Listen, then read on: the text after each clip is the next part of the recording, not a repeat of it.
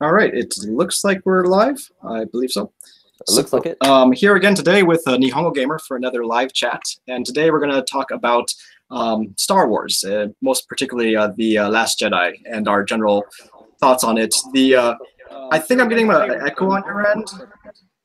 Sorry. I had your video. The stream had come live on my video. I was streaming through. Right, sorry cool. about that. Bye now. So the title that I put for this video is Star Wars Damaged Beyond Repair ? Is the Star Wars franchise damaged beyond repair?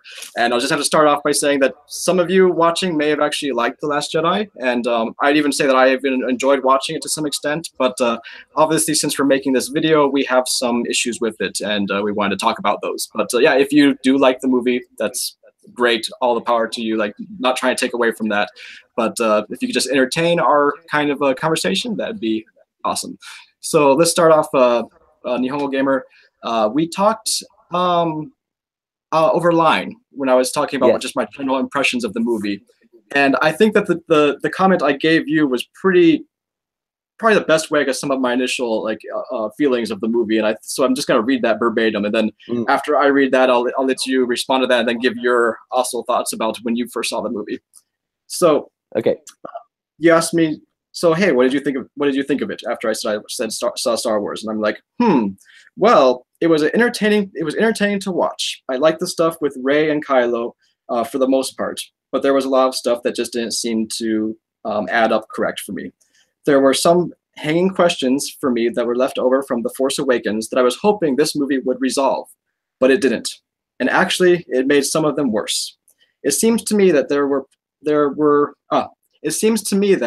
where the prequels were poorly executed movies with painful acting and line delivery, but with the core character arcs and Star Wars lore maintained and or expanded on, the Disney Star Wars series seems to be the exact opposite. It's well executed with great acting and special effects that make it entertaining to watch, but all the core themes, character arcs, and lore of the original Star Wars universe are either ignored or deliberately subverted. Okay, so that was my impression. Yeah, that's heavy. It's heavy stuff. There's a lot there. You could make a whole podcast on just that single opinion, I think. But yeah. Should I go with my initial reactions to TLJ? Yeah. Go for it. My initial reactions to The Last Jedi were is it written on there what I said on your message? I don't think you actually went into what you said. Okay. After that, you just said, I could talk for days about everything that didn't work for me in TLJ. It's a shame. It's a shame. It was a series I loved. Yeah. I think that's essentially what it was. I think I left feeling the reaction, which I'll give you first, was I don't think I'll watch that movie ever again, and I don't think I'll watch any future Star Wars movies. And that's not because one movie in the future has changed my feelings about movies in the past, but it was a universe. I think George Lucas is one of the first people who thought of movies as they could exist in a universe anyway.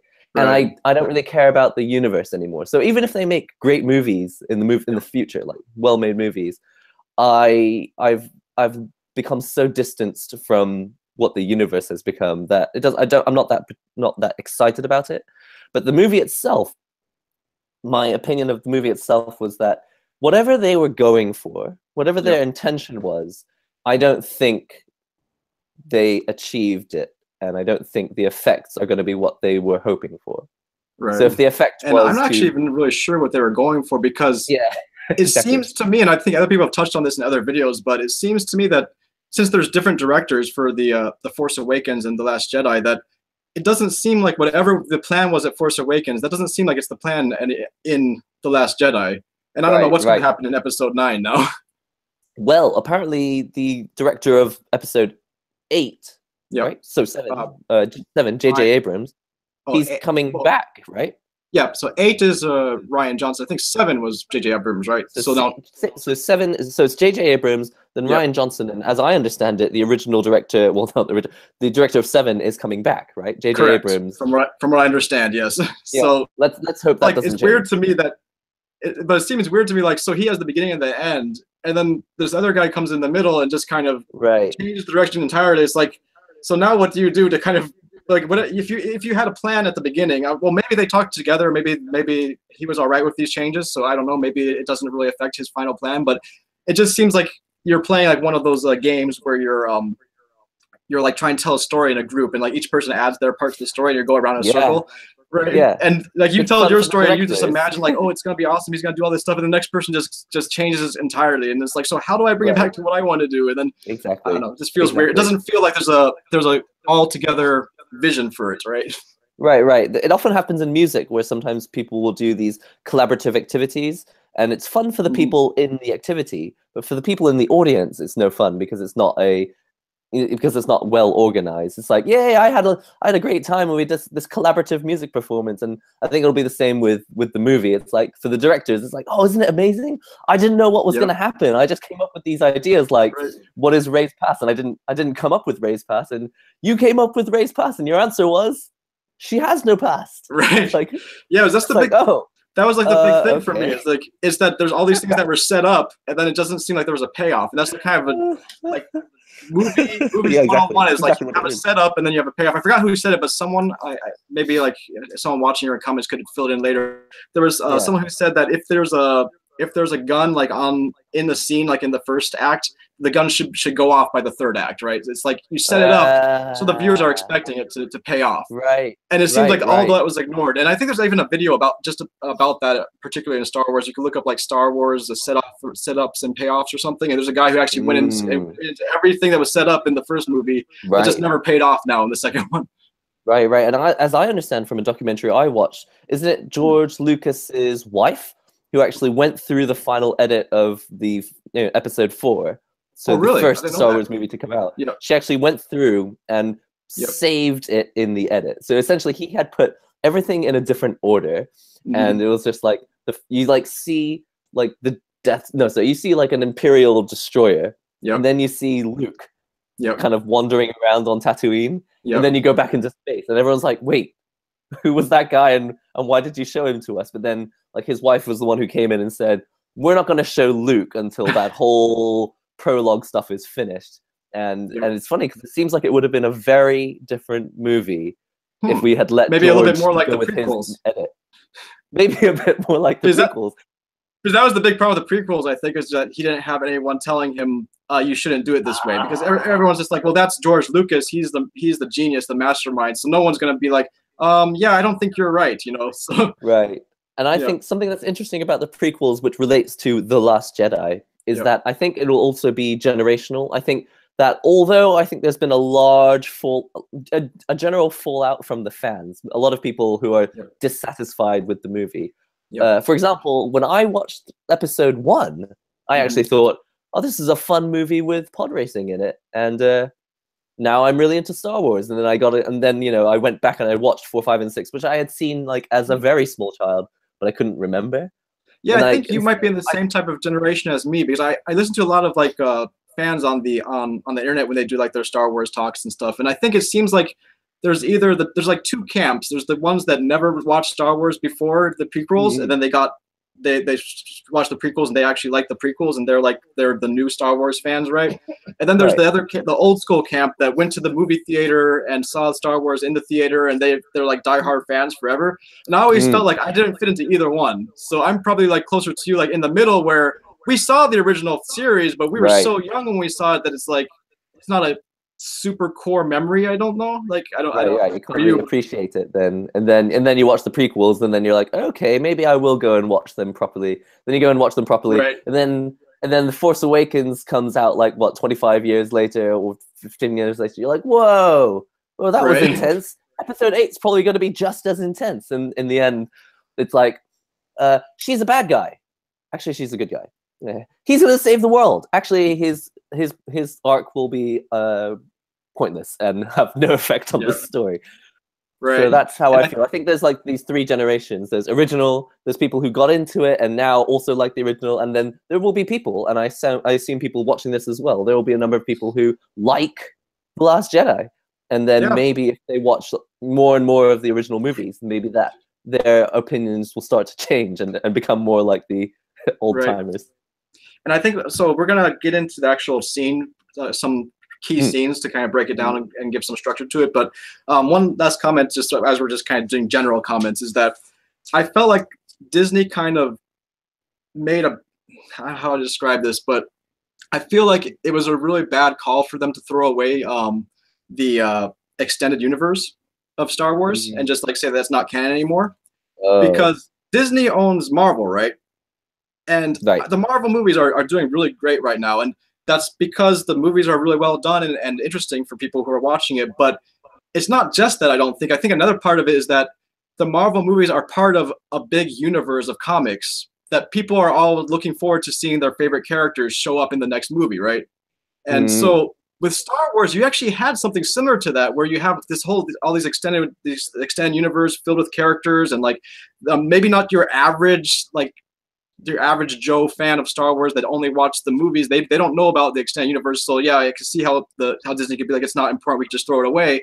But for the hardcore fans, they weren't just into the movies, they were into like the comics and the video games and everything. And there was all this like backstory that I think if they had kept that, a lot of the core fan base would still be like behind these movies, like wondering, oh, when are they going to show this character that I love, or that character that I love? But now it's like, well, those characters don't exist anymore. So yeah, like okay, and I assume that anyone watching this knows that there's going to be plenty of spoilers in this. I'd be surprised if there's anyone watching this that hasn't seen the movie yet. But Admiral Akbar, there will be spoilers. Like Admiral Akbar, does he even get a mention? It's just like, yeah, he's gone, and let's never talk about him again. It's like, wow, that's like brutal. I think it was just like one line, and I mean that was actually one of the scenes I was going to talk about later, but we can talk about it now just since it came up. But like, I don't think I even realized that he died when I watched it the first time, and then afterwards I found out. Like I like it was mentioned to me, like, oh yeah, there was that one line, and I was like, there was a line? What? And then I looked into it, like, oh crap, he's dead. When did that happen? Oh God. And like people were so excited to see him. Like just when episode 7 came out, and people were like, oh, Admiral Akbar, he's still in the movies. This is so awesome, and everyone's so excited about that. And then like now it's just like, oh, he's dead now. Right, exactly. And I think what a lot of these issues, and I'm sure that it will come full circle by the end of this podcast, but as a sort of foreshadowing into what this is all going to be about, I think that a lot of this is just misunderstanding, a misunderstanding of what makes Star Wars tick, a misunderstanding of what gets box office sales, thinking that it's one thing, but it's actually something else, and then going down the wrong path, which is kind of Star Wars in storyline, isn't it? It's kind of like, oh yeah, it's all about being powerful and, having a lightsaber, and then you end up wearing a black helmet and and working for the First Order. Right. Let's get into the So our next kind of section of this podcast or live stream or hangout or whatever you want is how would we fix the Last Jedi? So I mean, the movies already came out, but we could kind of make like a headcanon for ourselves. For those who don't know, the term headcanon is basically just what's the canon of Star Wars going to be in our head. So for example, for me, like a simple example would be I'm gonna go watch episode 9 with it in my head that Rey actually got trained by Luke Skywalker on that planet, the ocean planet. I forgot what it was called, but that there was actually some proper training that happened. So in the movie that did not happen, but in my head at least, I still have that. I'm gonna pretend like that's what happened. That's what I call headcanon. I think some other people, I don't know who coined it, but I think it's been used at other places as well. And so what we're gonna go through now is we're gonna go through key scenes. We're gonna talk about the scenes and what we thought about the scene, and then if we were to rewrite that scene for ourselves, I mean, we can't rewrite the whole movie, but just kind of tweak it a little bit. How would we adjust it to make it a little bit better? So first scene, from the very beginning, we have Poe doing his prank call with the Dreadnought Captain. Is it Admiral Hux? I think is the guy he's talking about. He calls him Admiral Hugs. He's like a villain, and we don't even know his name anymore. Yeah, fine. Yeah. But so what was your general feeling when you saw the first opening scene with him coming up and doing his kind of like prank call joking, I guess. Right. I think that my main feeling about that was, one, like you just said, we can't even remember Hux's name anymore because he's become a bit of... They made him a joke character. That was clearly a joke scene, and he became a joke character. I actually do remember his name now, but I remember it as Hugs.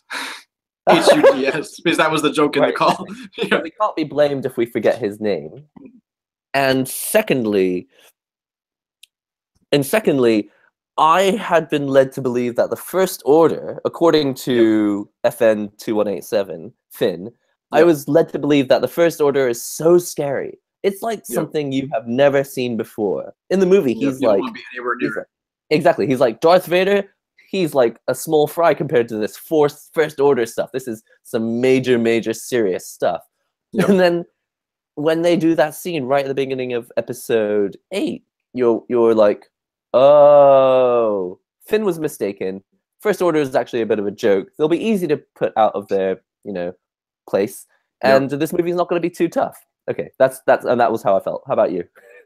Yeah, definitely similar type of thought. Like, I would just want to comment on what you said, like about the First Order being a joke now. I mean, this is jumping ahead a little bit, but this is part of the reason why this movie didn't really work for me is that I am not looking forward to the final conclusion of the episode 9 now, because the First Order, it doesn't seem intimidating, and there aren't really any main threats per se, and we'll get into more of why that is when we get into the later scenes. But yeah, and so that scene in particular starts out with the kind of humor, and I want to talk about humor in general, about how the humor was in this movie, and it's really hard to put my finger on it because I'm not an expert on how that well executed humor works or anything. So I think someone else could probably say it better than me. But I found that a lot of the time I was watching it and I was like, if I was watching Thor Ragnarok or something, I would see humor and I would laugh at it.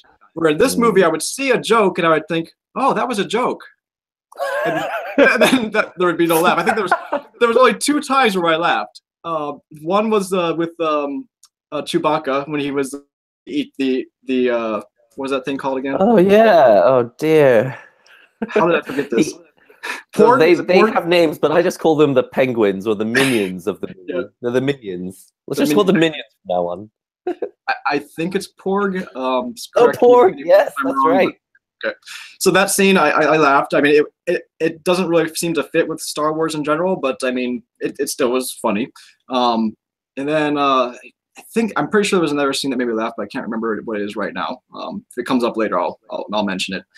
But isn't there a scene there where Luke Skywalker says you think that's air you're breathing? And then there's a fart noise or something. And anyway, it reminds me. What? Anyway, well, it was. I don't remember that scene.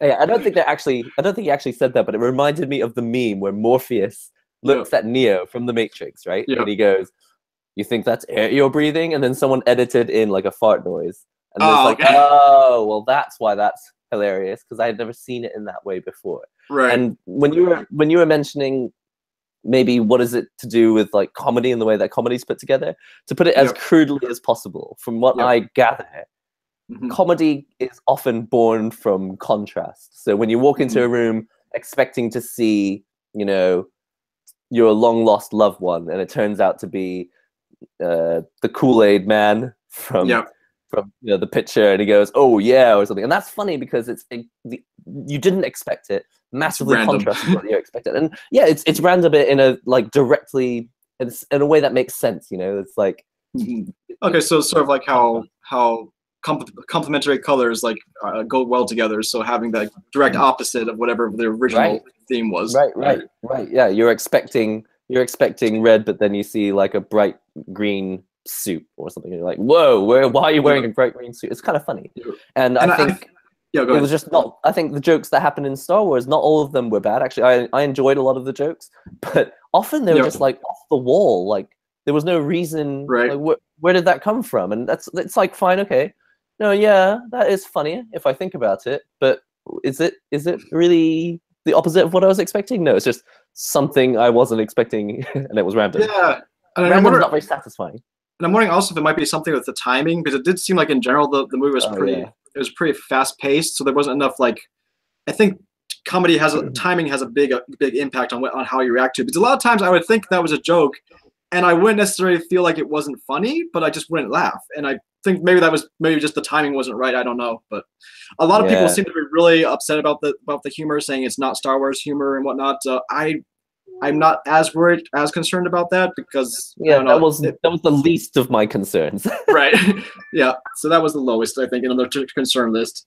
And just the only other thing about that scene was, so then after that, so there was the humor aspect, but then also there was the actual fight with him taking out the Dreadnought. And from what I've seen, a lot of people actually really like this. They found it to be a really good scene with establishing like the special effects and whatnot. For me, it didn't really. Wait, sorry. Just for my benefit and for anyone who's also less familiar, what's the difference between a destroyer and a dreadnought? And then can you maybe just remind people what happened in that scene before we give our opinions on it? So I can't really. I'm not really expert. I know that in the novels, which don't exist in the canon anymore, there was actually like a whole fleet of dreadnoughts, and they were like the most scary like big bad like enemy like what do you call it, spaceships that were around. And so they have a lot of like you said the difference between a dreadnought and what was the other thing you said? I thought it was a destroyer. Have I just made that term up? Is that a destroyer is even a thing? No, I think there are Star Destroyers. I believe that dreadnoughts are probably like a higher class than that, but once again, I'm not an expert on this. So if anyone knows and wants to put clarify in the comments. But all I know, as I understand, Dreadnought is like one of the highest levels of like of spaceship that exists. So, well, Mr. Hugs, and apparently the new Darth Vader are on this ship, right? So it must be one of the more powerful ones. We hope. Yeah. And there is one more powerful than that was shown in this movie only. Like that's the Supremacy. That was the one that Snoke was on. It was the super really big one. It didn't seem to do much in the movie, but yeah, it looked really awesome. It was big. Snoke. Yeah. Anyway. Yeah. So what happened in the scene? Well, there was so he went. So they were taking a lot of damage, and General Leia, or she is General, right? Yeah. I may misspeak the terms of like what rank people are at time to time. Forgive me. We call her Superman Leia from now on. Yes. So Superman Leia, Leia Organa. So she wants to call off the attack, but Poe, and this is going to be his character arc for the movie. He's like, this is our chance. We can take out this dreadnought that's going to hurt their fleet, because dreadnoughts are very valuable. And so he wants to just push on and take it out. And he does so mostly by himself. Well, how do I say this? He takes out all the what do you call them? Like the cannons or the whatever type I don't know. I would call them surface to air, but in space I don't know if you can call it surface. So right. Well, and he takes out whatever weapons are that would be used to destroy incoming bomber ships. And so he takes those out himself, basically himself, I believe. I don't think anyone helped him, if I can remember correctly. And then once he takes them out, then the bombers come in, and like all of them are destroyed except for one, which drops the bombs onto the dreadnought and destroys it with just that one set of bombs. And that's the beginning of our story of Rose, because her sister was the one who actually got that to happen. But we could touch on Rose in the future, I think. Right. Okay. So, and what is the question about the scene? Right. So, for me, so a lot of people really like that scene. For me, I had a couple issues with it that just didn't make it sit well with me. One is that it was hard for me to suspend my disbelief that this one ship, or I think it was an X-wing, could be wrong, but basically whatever Poe Dameron was flying, that one ship was able to take out all of the anti bomber like cannons or like weapons on this huge dreadnought ship without any issue. I mean, it seems like a ship that big, they would try to protect it better than that, I would imagine. Even if you have a really good pilot, I mean, there's like automatic like tracking missiles, or like automatic tracking like lasers and stuff. I mean, I've played Elite Dangerous, and if you go like a big space station and you're like a wanted ship, it will evaporate you in seconds. You know? Right. So that was a little off for me. But I don't know. Did you feel that off or feel anything about that? So I didn't notice it as much while I was watching the movie. The fact that Poe Dameron is magically super powered. He can take down the most powerful spaceship with his little X-wing, which we know is not the most powerful resistance ship fighter. Listening to you talk about it now, I do go, yeah, it does make no sense that he could have done that. And I think the reason I don't like the scene in general is that even if Poe is powerful enough to take down a whole ship on its own, there was no build-up for it. So it's just something that happens. He's just a guy who happens to be really, really powerful, and there's nothing exciting about that. Whereas in general with storytelling, as I gather, if you put something in like Poe looks at his hand and he goes, "Oh, why is it glowing?" But then you don't explain it. And then later on, he grabs the flight stick and then he kills everyone. Then at least people can put two and two together in their mind and go, hey, maybe he's a Force user. That means he could potentially be the most powerful pilot in the galaxy. There's 1 and 1 equals 2, but in the movie all we got was 2, and we're just like, so what? You know, it's just. I think it'd be sort of like starting off the movie with when Luke Skywalker took out the Death Star in the original series, right? It's like you were talking about. That's a similar situation where essentially one ship. I mean, there were other ships, but like essentially one ship's actions took out a whole big, giant, like super powerful thing, right? And that's kind of weird, but there was, like you said, there's a build up to it. Like we understand that this is their plan, this is what they're gonna do, this is how they're executing it, right? And it'd be kind of like not having all that build up and just starting it out with the movie with the very first scene. You have them fighting the Death Star, and then the one shot goes in and it blows up. You're like, oh, okay, I guess that killed the Death Star, you know, right? Apparently, all it leaves us with is, instead of making Dreadnaughts look really powerful and Poe looking really powerful, it just makes Dreadnaughts look like a very weak ship. Because there's no reason to believe otherwise. We saw one tiny fighter come in and destroy Dreadnought. Probably means that Dreadnoughts are not that powerful, which is not the case with the Death Star. Death Star is really powerful. Luke goes in by himself, but he's also the third out of 3 runs. So there's 3 bombing runs. 2 guys get destroyed. Luke goes in, he almost gets destroyed, but then he goes in again and then he does all the Force stuff. So it's like, okay, people are dying, there are sacrifices being made, and you're also proving how powerful the Death Star is. This is not something you can just take out, you know, with an inexperienced fighter. I mean, he's flown speeders his whole life, but this is new to him. Right. But you know what I mean? Like Luke Skywalker, right? Not Poe Dameron. Luke Skywalker. And so with that scene, my general feeling was, you know, I knew what to expect from the rest of the movie. From the scene, it's like, lots of effects, but not a lot of cores. And the effects are great, and the special effects look insane. It's just like, whoa, what did I just see? That was spectacular. But you know, we don't buy toys of fireworks. We go and watch the fireworks once. We go, it's spectacular. We don't read comic books about fireworks. We don't buy toys of the fireworks and watch side stories about. That's fireworks. A good example. Yeah, I like the fireworks example. That makes a lot of sense. And I think you're also hitting something that really was kind of like a good example of what the movie was going to be like, because it's really great special effects and like action and stuff, but ultimately if you think about it too much, it just doesn't seem to sit right. And but that wasn't that big of a deal. I mean, this is still at the beginning of the movie, right? And then after that you have the bombers that are dropping the bombs. A lot of people point out that they don't understand how this would work in space. For me, when I saw it, I thought that for a second. I said, like, wait, there's no gravity in space. But then I thought about it a little bit more, and it's like, okay, well, all they'd have to do is just push it out of the ship, and that momentum would continue in space. So it's not that big of a deal. I think that part doesn't bother me so much. There's plenty of stuff with TLJ where you can nitpick, but I don't think we're interested too much today in just nitpicking. We're just interested in why didn't we like the movie? Because it is Star Wars, and we like Star Wars, but we don't like Last Jedi, and trying to figure out why.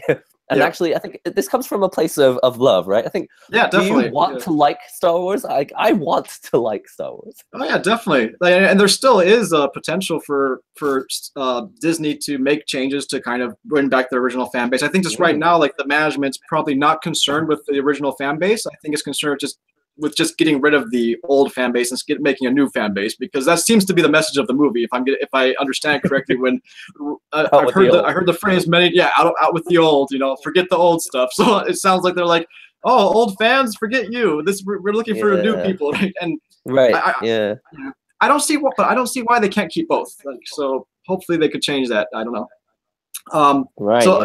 Real quick, so just we're gonna move on to the next part, but if we were to fix this scene in our headcanon, like for me, it doesn't take much. All it just would mean is that there was more ships involved. It was a bigger battle, and it wasn't just one ship that took it out. And then I'm satisfied with that.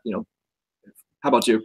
I think the only way that scene could have been saved for me, because okay, I found it difficult to watch because I didn't think it was super realistic.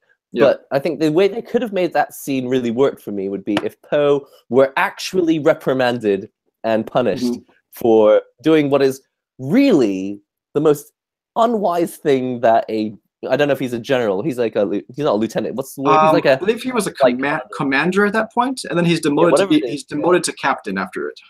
Right.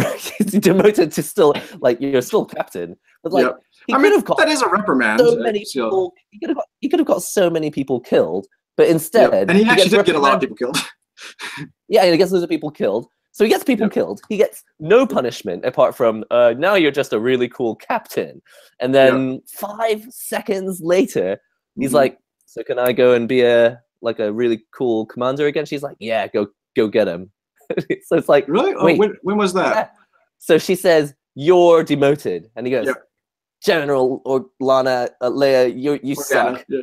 Yeah, and then they're like, it turns out that the First Order is still following them or something. Whatever, there's still some fighting to happen.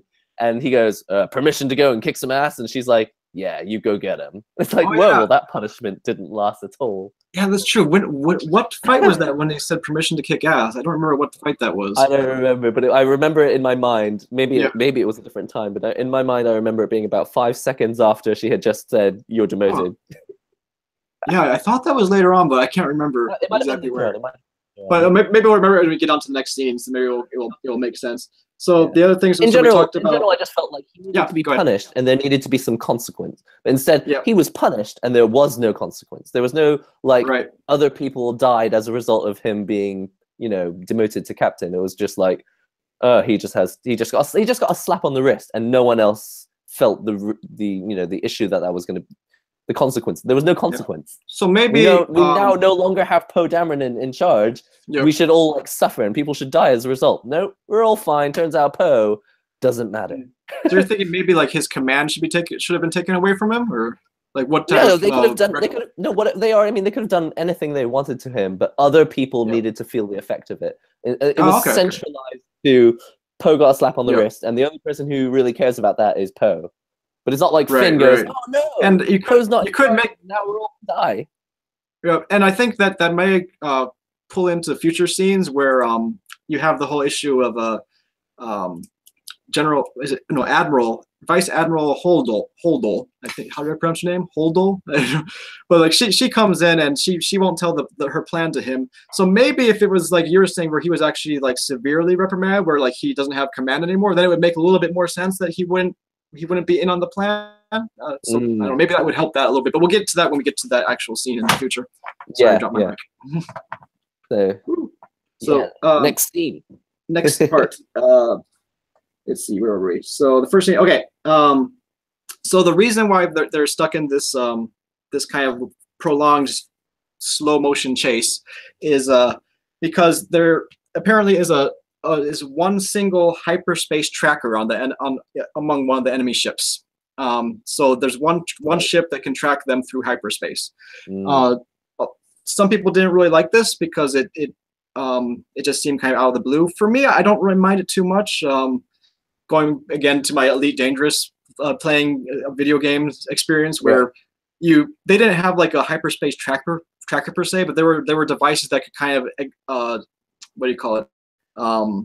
track the remains of the actual like jump to hyperspace. You could like look into that and figure out like what direction you went or whatever. So I don't know. I think I'm okay with that. But do you have any thoughts about the hyperspace tracking unit that forces them into this stalemate of having to be in a slow motion chase scene? I have a simple analogy, and it's that if you've got 7 movies which say in hyperspace, if you jump to hyperspace, it's decided you're free, you've escaped. Yep. That is why the ante is always high. We have to make sure we get them now, because if they hyperspace jump, it's all over. We can't get them anymore, and we've lost them. Right. So if you take that away, for whatever reason, just because you want to make a movie where there's a slow chase, slow car chase, okay, that's fine. So you want to have a movie about a slow car chase. So you take away the hyperspace getaway factor. Okay, so in a way, the ante's kind of increased. But then it's like, what are you going to do with it? And it's like, if you went, my analogy is, if you took kryptonite away, you're just like, okay, turns out Superman's not allergic to kryptonite anymore. It's like, okay, well, that's interesting. What are you going to do with it? 3 people are going to go on a side adventure to a casino and find out how to revert the issue with the kryptonite. They're going to come back. Turns out that's not going to make a difference. And then the kryptonite's still going to kill Superman. Then he's going to die. And you're going to be like, wait, why did we introduce this change? What was the purpose? And that's how I feel about it. I feel like there wasn't really, again, I didn't really feel as there was any real consequence to it. Yeah, that makes sense. I want to credit who actually came up with this idea. I can't remember. Was it? I think it might have been Troy Leavitt. I'm not sure, but there's another YouTuber who said that he would have preferred that instead of it being like a hyperspace tracking, it should have just been that the big enemy ship, the like Supremacy, is this big ship no one's ever seen before. It would make sense for it to have some special technology to say prevent hyperspace jumps. So maybe anyone within that ship's area can't hyperspace, right? And then that would make a little bit more sense. Like, okay, now we're stuck in this. Yeah, I think that's a much better solution rather than oh, that was a bad decision, they just shouldn't have done it. Like, that's a good solution. Like, anyone in a certain radius can't hyperspace jump, or rather, if they try to make the jump to hyperspace, there's like a 51% chance that the whole ship will just explode and everyone will die. Right? There's some type of field that like will scramble their like ability to do it, or like something will just go wrong if they try it. Right? Exactly. There should be some sort of gamble, because that's what made. Again, and we're not going to try and compare them with old movies, but in the original Star Wars, they try to make the jump to hyperspace. There always seems to be C-3PO standing there making some sort of calculation, like, we have the odds are about 1 trillion to 1. Never tell me that. We might reappear in front of a cement wall, and then we'll be traveling really fast into a cement wall and we'll die. And he's like, don't ever tell me the odds. Right. So there's always a gamble. That's why hyperspace is exciting. But if you take away the gamble, it's just like, so you can hyperspace, but there's no consequence. It's like, okay, so we'll just stick around and die. Right. And that makes more sense too in the end, where they actually do a hyper jump, where like maybe there could be some type of situation where now the Supremacy or something, like whatever the ability it was to prevent hyperspace is taken away. So now we can hyperspace, and then it makes sense that at that time they would actually use the hyperspace jump, right? Right. This is what I imagine a highly experienced storyteller would do. They would use, the director has an idea, or the scriptwriter has an idea, like hyperspace travel is a bit of a waste of time, and then the script writer, the team would go, okay, let's find a way to make that interesting. Let's see if we can find a way later for that to come back and bite them in the ass or something. But because nothing really happened as a result, it's just like, okay, well, we'll just drive slowly until everybody dies. And it's like, and this might be this is compelling material. And this might be a strange place to kind of try to connect this back to my original like manga content. There we go. That's what I was looking for. The manga content that I do, and you have actually done in your channel sometimes, is that when I was in manga school, I actually took a class about storytelling, and they told us that whenever you go to see a movie, you can't say that you just liked the movie, or that you didn't like the movie, or the movie sucked, or the movie was good. Those words, you can't stop it there. It has to be, you always have to ask the second thing, which is why. So if you like a movie, ask yourself why you liked it. If you don't like a movie, ask yourself why you didn't like it. And in the actual school, whenever we were going to do a manga, I would draw a name with my general story, and then you would bring it to an editor or your teacher or whoever, and they would have these types of conversations going back and forth, be like, this doesn't work for your story, this works for the story, like change, maybe we should change this, tweak this. So yeah, that's a big part of storytelling, I think, right? Right. And I think essentially Disney thought that, I think it seemed very plain for them in their mind. They're just like, okay, we see that the world is, 100 people, and we're only really selling to 50 of them because they're the young boys who like Darth Vader. So we'll put like a Darth Vader kind of character in, but then we'll fill the rest with all sorts of characters which have never been in Star Wars before. It's going to be very diverse. It's going to be very interesting. And the number of people who watch are going to be 100, not 50. And what the result was is like, okay, this time only 30 people watched. And we made a lot of people angry, which is fine, but 30 is not bigger than 50. So I think essentially when they say ask why, they want you to just keep in mind what is your goal. And if the goal is to get more people to watch Star Wars, then you need to do things that get more people watching Star Wars and not fewer rather. Right. Which is what happened. And it also goes into what we're trying to do here is we're not trying to just like completely bash the whole film. We're just kind of thinking, okay, if I was getting this script and be like, okay, I understand what you're trying to do, but maybe we could just tweak it a little bit, right? It's like exactly, yeah. We want to make the best of any situation. I think because you've got experience writing your own comics, I've got some experience writing comics. It's like, okay, what would I do? Because we want to make the best of this situation. Also because it's something that we have loved for decades, right? This is an important thing in our lives. Yeah.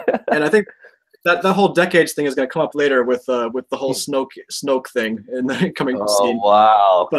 But moving ahead, we have so during a battle, during this like prolonged chase scene, Kylo Ren he's got the bridge, I guess you call it the bridge of the ship where like Leia and everyone are in, and he's got it in his sights, and he's thinking about shooting, but he eventually decides not to shoot. And I thought that was really powerful. And then it's like, so he has this dilemma, and it's not just explained to us that he has a dilemma. It actually shows it him like with the action, like what am I gonna do? He doesn't say anything, you just see his actions. And then even though he decides not to shoot, the what are they called? Are they X-wings? No, not X-wings. T-fighters, I think, right? That are along with him. They shoot and blow it to smithereens. And I think that was really powerful. And then we get Leia Poppins, right? Superman Leia.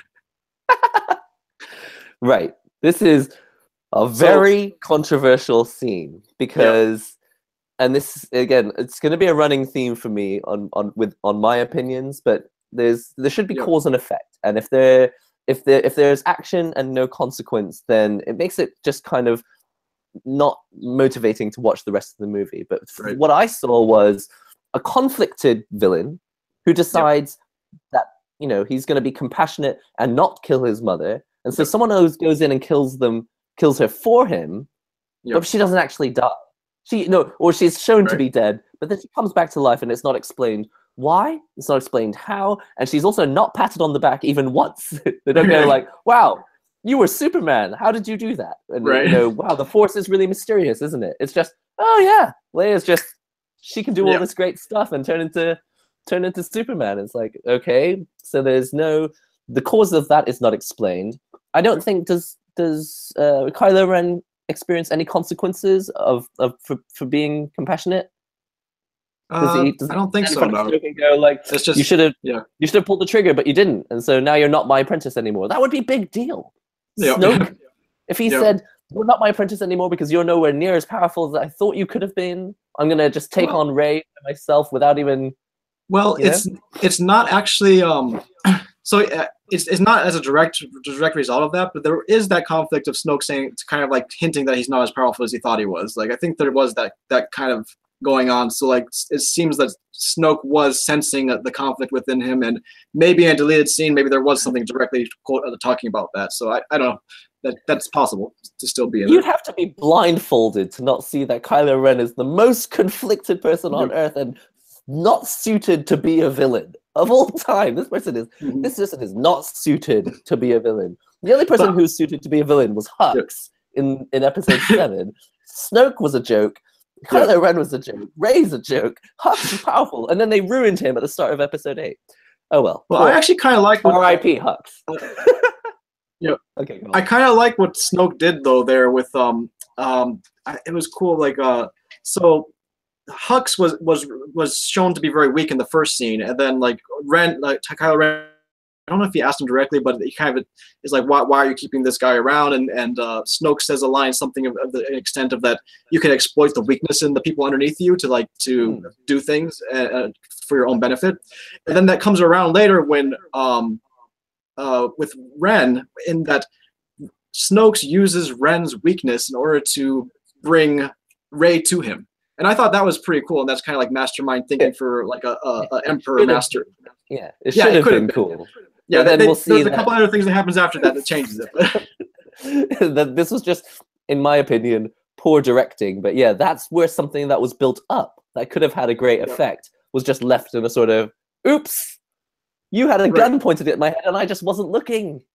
Wait, what were you doing? Why weren't you looking? Anyway, and if anyone doesn't know what we're talking about, don't worry, we'll explain in more detail. It will explain in more detail, but yeah. But I think everyone's seen the movie, so you probably could guess. And if you haven't seen the movie, why are you watching? I don't know. Well, I don't know. Either way. So my opinion was that I feel like Kylo Ren should have experienced more visible consequences. Leia's amazing superpower, because it wasn't explained, it wasn't amazing or super, and that's all I feel about that scene. It fell flat. Even though it could have been incredible, it should have been the climactic, hype moment of the movie, but it sadly didn't do it for me. So tell me how you felt about it. More or less the same. I think once again, this isn't completely my idea. I think I heard it somewhere else on YouTube, but someone mentioned like you could have fixed it very easily if you just had when Leia comes back on the ship, that she mentions at some point that was something she learned from Luke, or that that was something that she at some point, right, just some kind of explanation, but it was never actually even acknowledged. It was just like, oh, you saw her, she had force powers, we're not even going to talk about it, that happened, moving on. Oh god. Just the execution was really bad too. Like, so when I watched it, it seemed really corny. I didn't like the kind of graphics of it, but I was like, well, she does have force sensitivity in the novels that don't exist in the canon anymore. That she actually did do a fair amount of like Jedi, not exactly Jedi training, but training in the Force. Like she did have some skills. So I was like, yeah, I'll accept that she can do that. But then in terms of the way it was executed, it just didn't really. It was another thing that could have been stronger than it was, I guess. And another thing, this is a nitpicky thing, and so this is something that I don't think they have to have implemented. But as a Star Wars fan, and I'm not saying that I'm an expert, I'm just a fan. Isn't force moving stuff and lifting stuff? This is a force power, right? We've seen it in 7 movies before. Someone holds their hands out like this, and something over there moves. So if she had done that, and then the ship had flown towards her, it would have been more Star Warsy, right? Wouldn't it? But in the end, because it's space, we can't really tell, and because the camera work, it was like over her shoulder. We just felt like she was flying towards the ship. Right. Not something we've ever seen in Star Wars. It could have gone either way. I kind of assumed, like, since it is space, there's very little friction. So, but then someone else also mentioned that maybe that's not the best argument, because she wasn't just floating lifeless in space. I mean, she was just floating like dead in space, like in the movie. But if you think about it, in reality, she was blown out into space, right? Yeah. So that momentum shouldn't have stopped. So she should have been shooting out in space, right? So there's only, according to physics, there's only one way she could have ended up floating motionless, and that would be if everything else was also moving in that direction at the same speed, or if she had made an impact with something which caused her to knocked her back, reach momentum 0 and not be moving. Yeah. But yeah, we didn't see it. Again, when the cause isn't on camera, it's a little difficult to feel anything about the effect. Right. So moving along, then we go to Vice Admiral Holdall, because now that Princess Leia is not there anymore, Holdall is the new head, and we have the conflict that continues with her and Poe, where they Poe wants to know what's going on, and she won't explain. Apparently, she has a plan of how to handle the situation, but she never tells him, and because of that, he kind of goes off on his gun ho thing and figures out his own plan and goes off on his own path. That's part of his character arc, I think. But so, what's your general impression of General Holdall coming on and her plan in general and her speaking it? Well, I went first last time, so let's have you go first on this one if you want to. Right. Sounds good. So, where should I start? Yeah, this is a tough one because I can understand what they were trying to do with Poe's character, but with his character arc of him like trying something but failing, and doing it time and time again, then he has to learn that he has to actually respect the line of order and like be more humble and whatnot.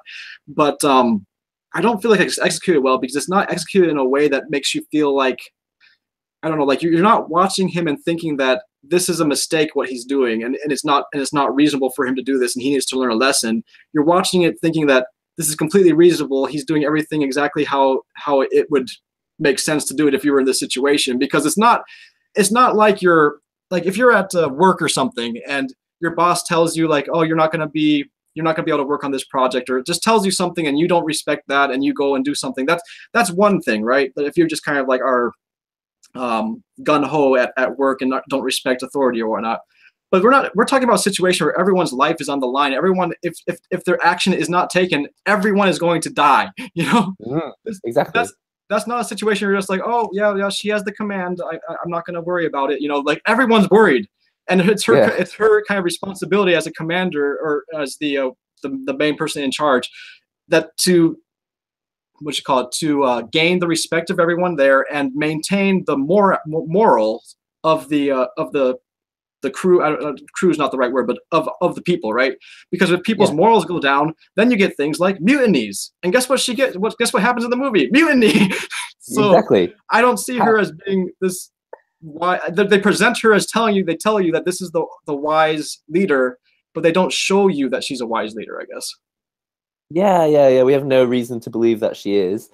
You're right. You're exactly. I mean, I totally agree with the way you feel about Poe, because everything he goes off and does, and then creates mutiny, is actually incredibly reasonable. And there's no reason why this is like fair enough if Poe is a hothead and he's only doing this because he's crazy, and then you go, oh, this is going to have some terrible consequence later. But actually, when you're watching it, you're like, no. Even if it weren't Poe, if it were anyone in his position, they would do the same because they don't want to die, and because the Holdall seems a little suspicious, not telling anyone what she plans to do, even though it's not a secretive plan. The plan is survive and get away. It's like, okay, why don't you just tell us?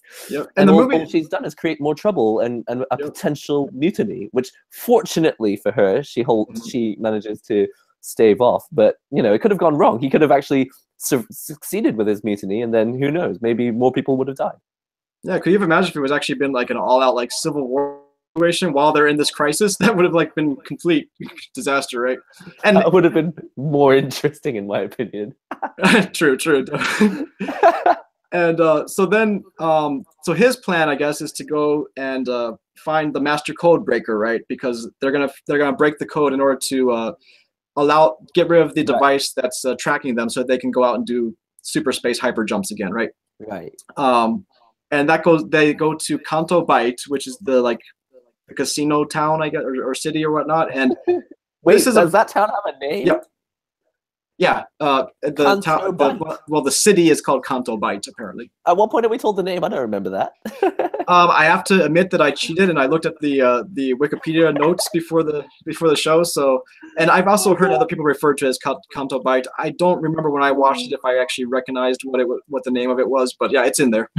All right. So let's say, just even before you explain what happens on that scene and how we feel about it, right? Let me just point out that in episode 7, they invented this place called Jakku, right? And basically the new Tatooine. It's a desert in the middle of space, and no one wants to go there. And when everyone tries to go there, Finn says, "Why does everyone want to go to Jakku? It's terrible. Let's not go there." Everyone talks about how awful Jakku is. This casino place. Only one person talks about how much they don't like it, and it's the name of that girl, the mechanic. Whose name Rose? Rose? Yeah. Is her name Rose in the movie, or is that her real name in real life? That's her name in the movie. Okay. The only person who doesn't like the casino place is Rose. Sure, Yep. she proves that all the people there are probably not very nice. You know, they're arms dealers, and we're told from a young age, don't trust arms dealers. They're probably not nice people. But apart from Rose, no one else seems to hate this place. And so we all just go there, and we just go, this is actually quite cool, and it's got cute animals, and they're nice, and you know, they drive this car very recklessly through the town, which is, in my opinion, not supremely, you know, role model behavior. Right. But anyway, yeah. So anyway, it's, it's not a place that I was told that I should hate, apart from Rose doesn't like it, and then she also doesn't explain why.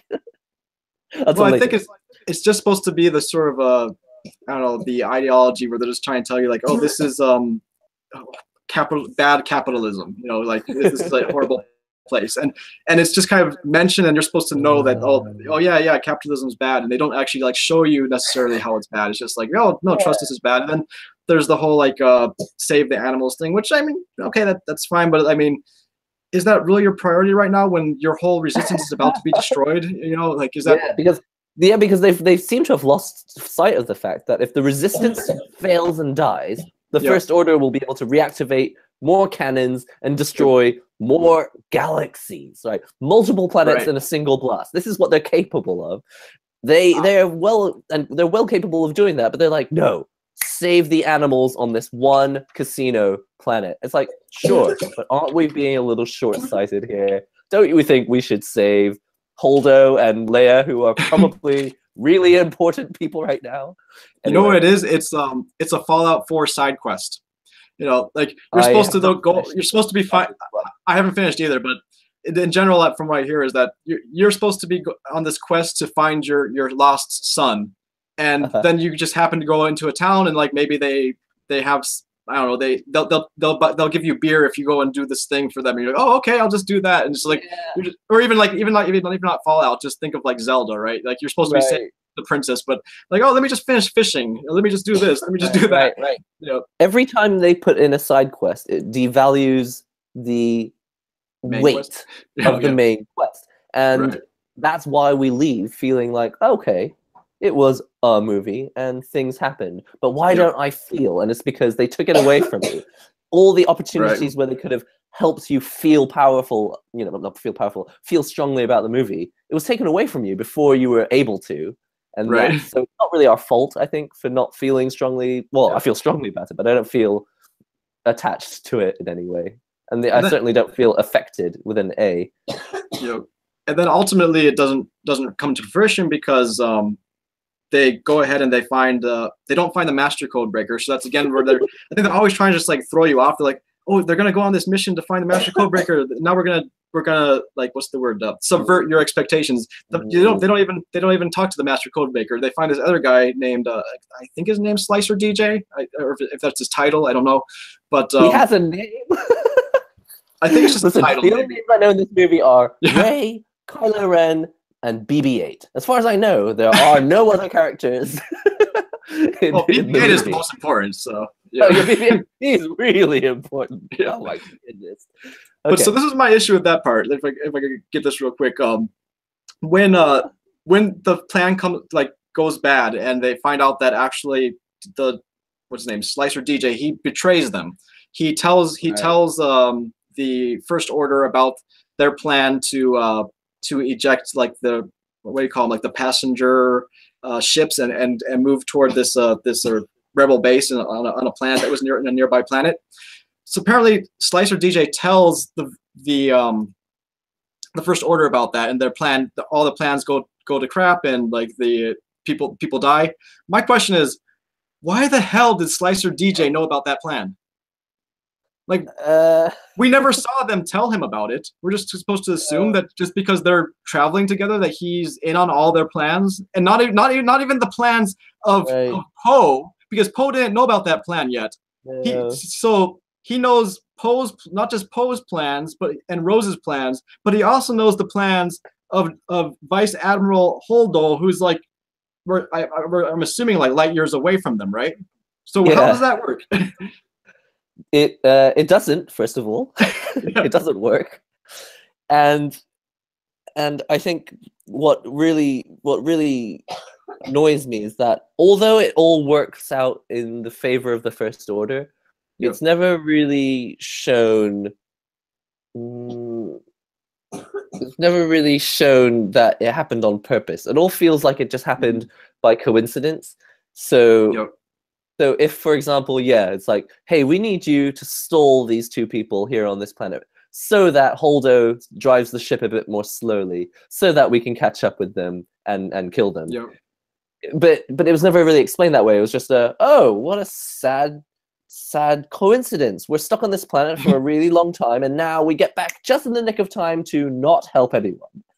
And then everybody dies anyway, except for maybe 7 of us who escape, which is a future scene. So in my opinion, like you say, if they had shown that he had some insidious knowledge about Holdall's plan, about Poe's plan, about what the First Order wanted, he's actually this mastermind who is, putting this whole thing together. That would be cool. But that's the story that we created in the head canon. The head canon.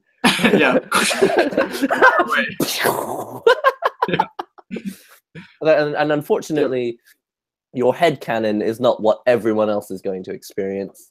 And, but it can save it for yourself, I guess.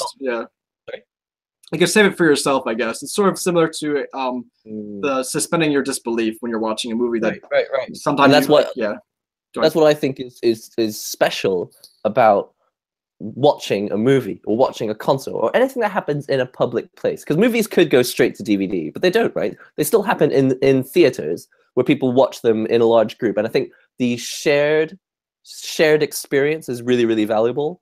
But if you don't put the information in the scene, and basically only Star Wars fans have the ability to put a few random things together and go, oh, it's probably because this guy knew about that and that's why he's pulling these strings. And actually Snoke, he's actually still alive or something. These are all theories that are really cool, but 99.9% of the people who were watching the movie are not going to experience that. And then you walk out of the theater going, I wonder if everyone else hated that the way as much as I did.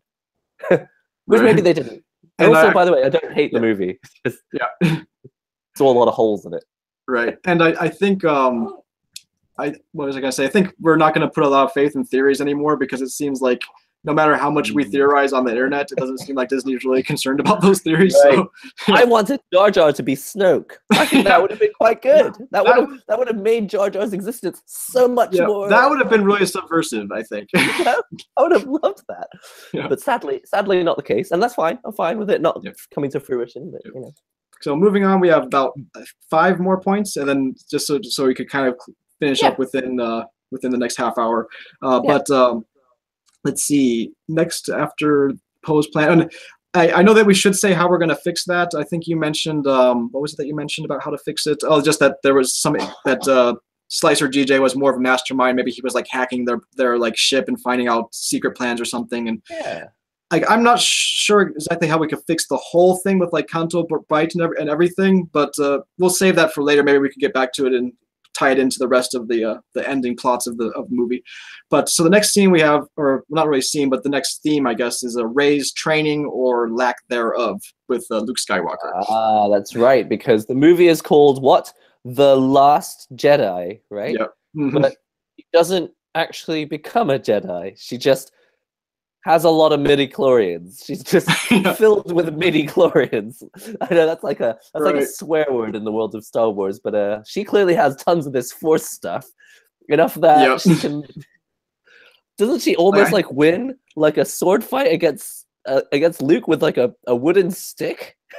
Right. Like how did that work? Well, so I guess technically she got the lightsaber while he still had the stick, so she had an advantage over him, but it's still kind of weak, because when you think about it, he fought Kylo Ren, and Ren was not able to touch him, right?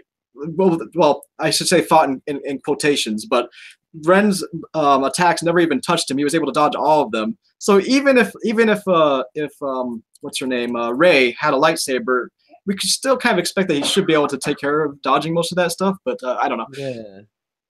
Sorry, but, so what is the scene specifically? Are you talking about this in the very general theme? Like she didn't just get trained, in general. she becomes a Jedi anyway? Yeah, and if there was something else I wanted to say. So when you mentioned how she just seems to have a lot of midichlorians, I think the way that they're explaining it is that it's the Force balances itself. So as long as there's a powerful enemy, the Force will just automatically make a powerful light side. Yeah, but that just is such bad like reasoning, and I hope that that's not the actual like what's going to continue into the next movies, because it makes no sense of all the things in the past. Like if it was always completely equal, then like why did we have all these fluctuations before? And even if it is about being equal, I think that it makes sense that they could have equal amounts of like potential in the Force, but you should still need training in order to unlock that potential, because we've never seen anyone in the past just like having Force power that then makes them good at sword fighting. You know, that doesn't, like, the Force power is one thing, the sword fighting and everything else is different. You know? Right. Yeah. That's because if the Force can just magically make you good at sword fighting, then why practice at all? You just completely devalue the whole. This is something that you're taught, you know, as a young child. If you work hard, it'll pay off, right? And that's why we have montage scenes. You know, you have Rocky running up the staircase. It's satisfying because you go, "Whoa, he must have worked so hard. He's gonna win the fight," right? In Star Wars, it's just like, if you're just born special, you'll be treated special and you'll win. It's like, no, that's not what. And can I just say, this is actually one of my most overarching thoughts about Star Wars in general.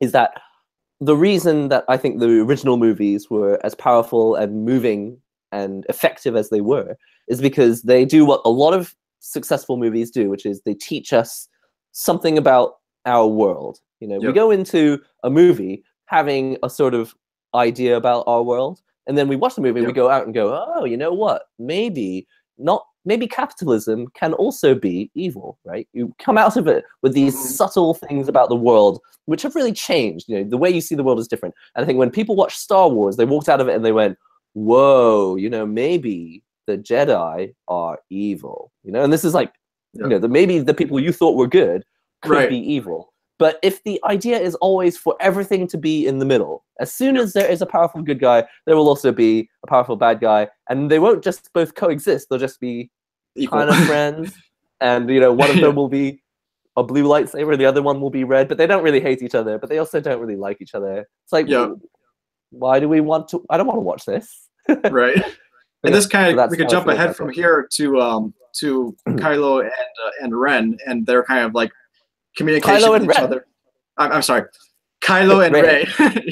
Rey and Kylo. Right. And their communication with each other through the Force, being drawn by Snoke's mastermind, we find out, to come to Snoke, and eventually we have that confrontation with Snoke. I don't know if we'll go there. Oh, yeah, just add that there. So the confrontation with Snoke, where Kylo Ren actually uses that confrontation as a chance to kill Snoke. And so where was I going with this? So I guess the thing I wanted to ask is, when you were talking earlier about the relationships of like the light and the dark and the balance and everything, I thought it could have been cool if they actually took this to kind of put things into a new direction. Like, it seemed like there was two different directions they could have gone with this. Is where one, Kylo then offers for Rey to join his side, right?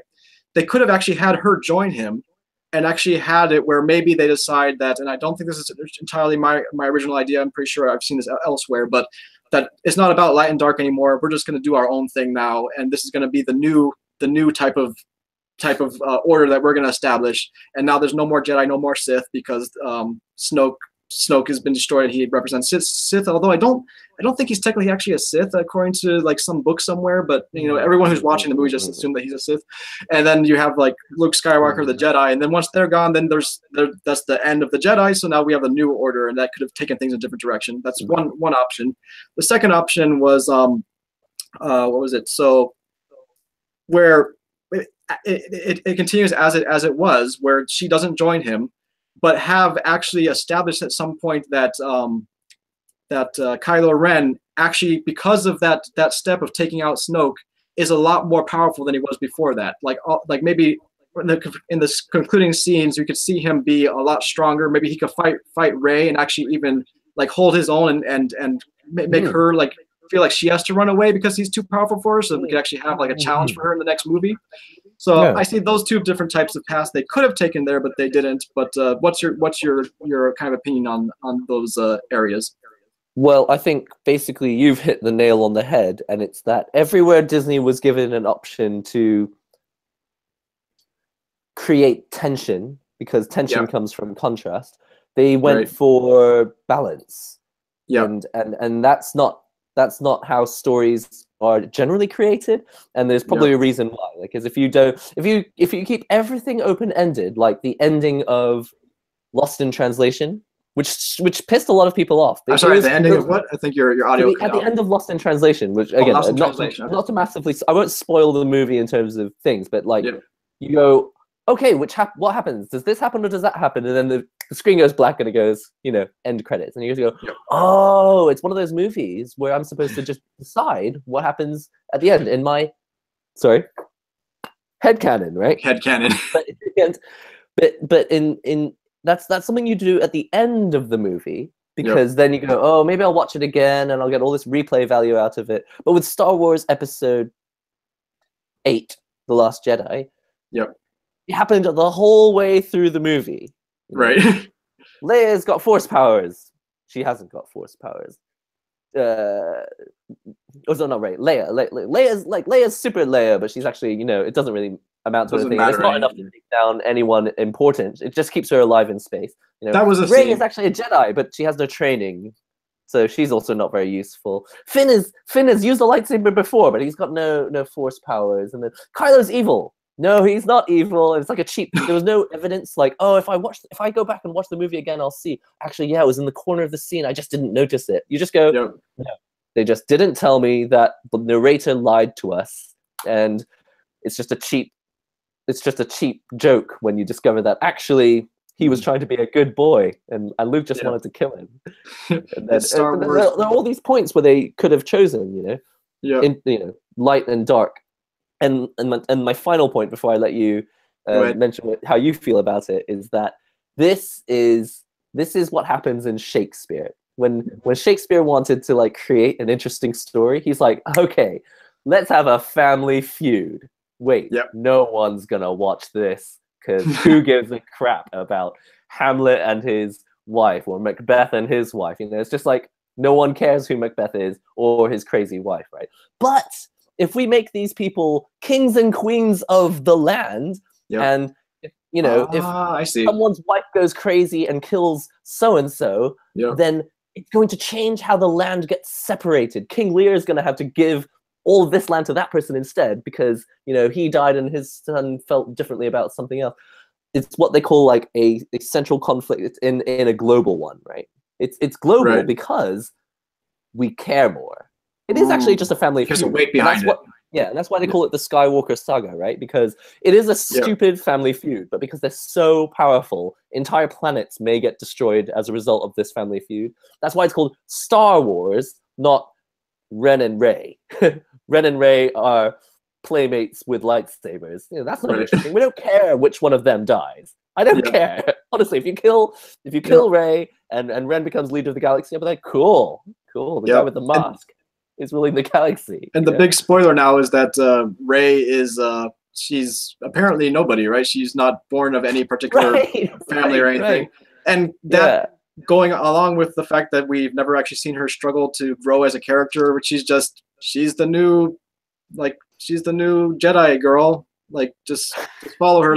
We don't give you any reason to actually feel like you're relating to her or anything. You don't feel any weight behind her story, but she's cool, right? I think it's really upsetting. It's really upsetting for me, because I don't mind having more than one main character. You're like, okay, so Finn and Rey and Kylo, they're all going to be kind of main characters. Okay, so instead of one hero, we've got 3. That's kind of exciting. But you took your female hero and you did nothing with her. And I'm like, that is such a shame. I was like, if I had children, and I don't, one second, I'd be like, I think your audio cut out. You take your female character and what? Say again? And do nothing with her. Do nothing with her. There's all this potential, right? Because let's talk about this in the meta, right? There is Star Wars, and okay, we care about the story, but outside of the Star Wars fandom, this is just a very big budget movie with male and female heroes, and this is something this is a really good opportunity to show how interesting a female character it can be if you put one in a movie. But they didn't. They just put one in a movie. And you think of all the really powerful female characters in the past, like Ripley and I think I'm sure there's a couple others I could think of if I wasn't under pressure. But you think of those characters. What makes them interesting is that you see them grow as characters. You see them as just regular people, and then a challenge or some kind of they're put in a circumstance which forces them to grow beyond their just regular personness and be a hero or be stronger or be this or be that, and you see them grow. But with Rey, I don't really feel like we're seeing her grow. It's almost like she's more or less like the character that stands in place of you for like a video game. You know how like video game characters, how they never talk, and it's like they're just that's what she feels like for me, more or less. Yeah.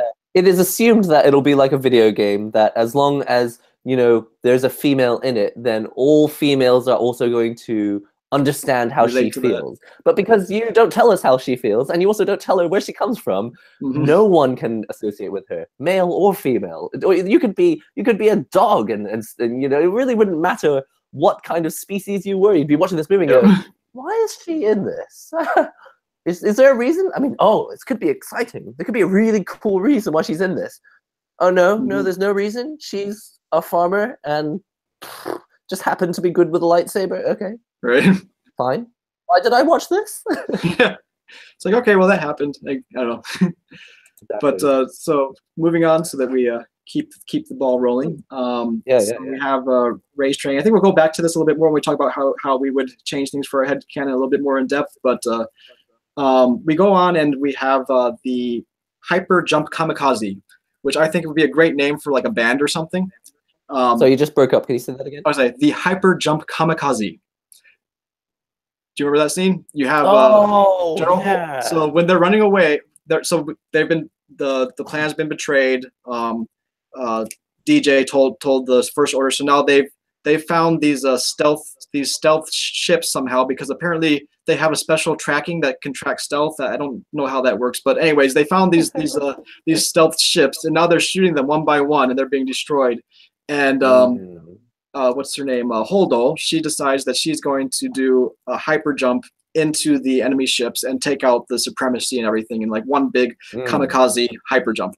I don't. Do you want to comment on that, or leave it to me this time, or? I want to put my thoughts into a more compact place. So can you? So let me. If you go first, and I will. I will. Sure. So have my thoughts later. General.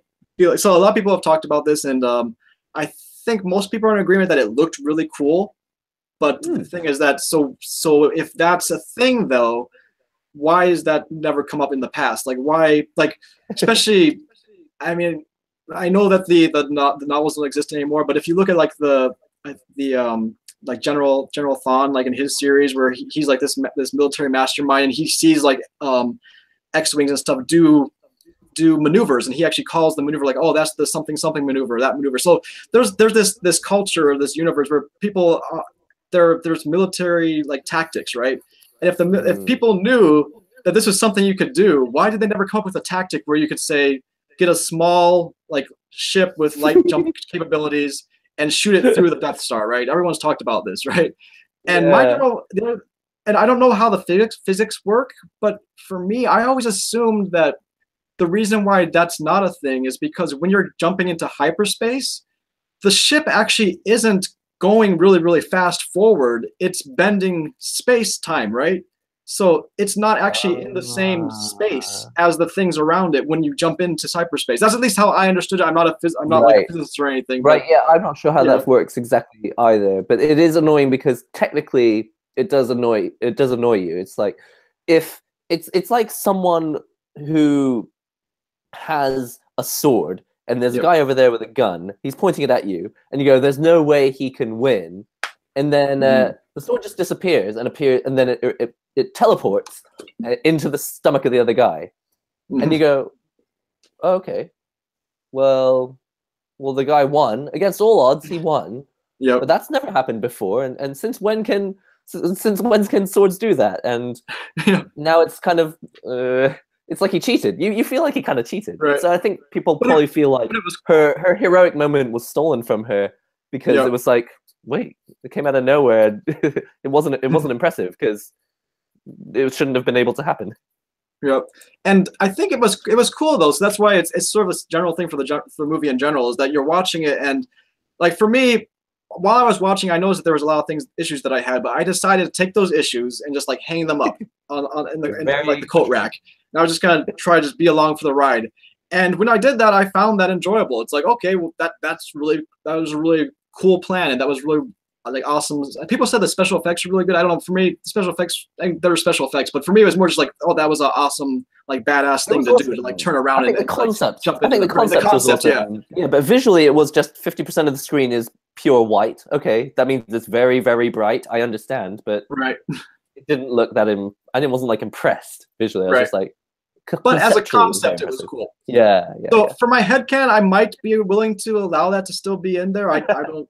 I'd still have to ask the question of why people didn't do that in the past, why they didn't take out the Death Star like that or anything else, and maybe I could figure out some way to make that okay. But I would change it to where if you're gonna have that sort of like badass like death scene, give it to like General Akbar, and everyone else already talked about this. But if you're gonna kill him off, at least kill him off in a cool way so that it's what do you call it? It's true to the character that the fans have like loved for all these years. They could see him be taken out in a blaze of glory, as it will, right?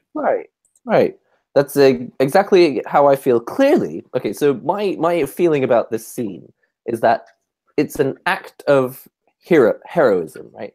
Whoever is going to self-sacrifice themselves to kill the enemy, that's a moment of heroism, and you want to cry, like you want to feel emotional about it. But funnily enough, I felt nothing when Holdall died. I was like, good riddance, okay. and that was just a personal thing. I don't even know if other people felt that way. I was just like, good, get rid of Holdall, fine. But the reason that I think, go ahead. Yeah, go on. I was just gonna say, I don't even know if that's because she's a bad character per se, but just that we never really got to know her. Like, right. And the short span of time we got to know her, it was deliberately filmed in such a way to make us think that she was a suspicious character that Poe Dameron wouldn't trust. Right? That's our only impression of her. Yeah. So when we lose her, it's like, no, there's no big loss. Yeah. She was a bit of a nuisance anyway. The reason I don't think I like that scene is because it didn't do anything for the movie. And every time I see something happening in a movie that doesn't service the movie, it feels a bit like a jester jumping on screen and going like, "Hey, look at me!" It's like, why are we don't stop ruining the movie. We want to watch the movie, and it felt like that's what Holdall had done. She had like jumped on screen. She's like, "Well, I'm just gonna float off into space, and then I don't actually plan on saving anyone, really. I'm just going to be in the plane because Captain goes down with the ship. That's just traditional." And then, she did, like, after half the people she waits till everybody dies, and then she goes, "Oh yeah, I could actually crash the ship into them." Don't know why I didn't think about that earlier. I'm second in command to General Leia, presumably one of the highest-ranking generals, most well-respected people in the galaxy. She's like, oh, now that everybody's dead, maybe I should self-sacrifice and be heroic. But it's kind of too late by that point. You're like, you can't be heroic now. It's too late. And even though you've killed yourself a different way, you were gonna die anyway, and so it's not really a sacrifice. You were already and it dying. doesn't really change things, really, I guess, because it doesn't change anything. Yeah, that's it. I mean, they still go down to the planet, and they still have the First Order come and follow them, and the supremacy is taken out, but I mean, we didn't really know if the supremacy was going to have any major impact. There was no threat, really, right? There was nothing that was saying like, "Oh, we have to get rid of the supremacy, or else this thing is going to blow up, or that's going to do that." It was just like, okay, they're escaping. Now let's just do this thing. And well, maybe I guess you could argue that if she hadn't done that, then maybe they wouldn't have gone to the planet. So okay, I'll give them that in hindsight. But it wasn't a huge. You didn't feel like the what you were saying before, that they never allowed attention to build up, right? Right. And then you also don't feel the weight of anyone's actions. It's like actions are happening and they look cool, but where's the weight? Where do we feel like, whoa, that was a tough thing you did? That takes a really unique character to go and do something that self-sacrificial. But in the end, you're just like, why didn't you do that earlier? Now everyone's dead, and now we're flying down to this planet, which is going to look great in EA's Star Wars Battlefront 2. That's going to look amazing. Right, and it's not ice. They made sure to point out that that was salt. It was a salt planet. Oh, I love the little throwaway line, like salt, which is also what they assume that all the fans would feel after they watched the movie. Oh, they had that lined up from the start, I'm sure. Maybe, and So this is just a conspiracy theory. Maybe someone had been sabotaging this from the inside. Maybe someone who hates Star Wars is actually just lying to like Kathleen Kennedy and Ryan Johnson. They're like, "Oh, I love Star Wars. I've got this great idea. Will love this. All the fans want this. Make the planet out of salt." Yeah, it's Star Wars episode 8, The Last Rickroll.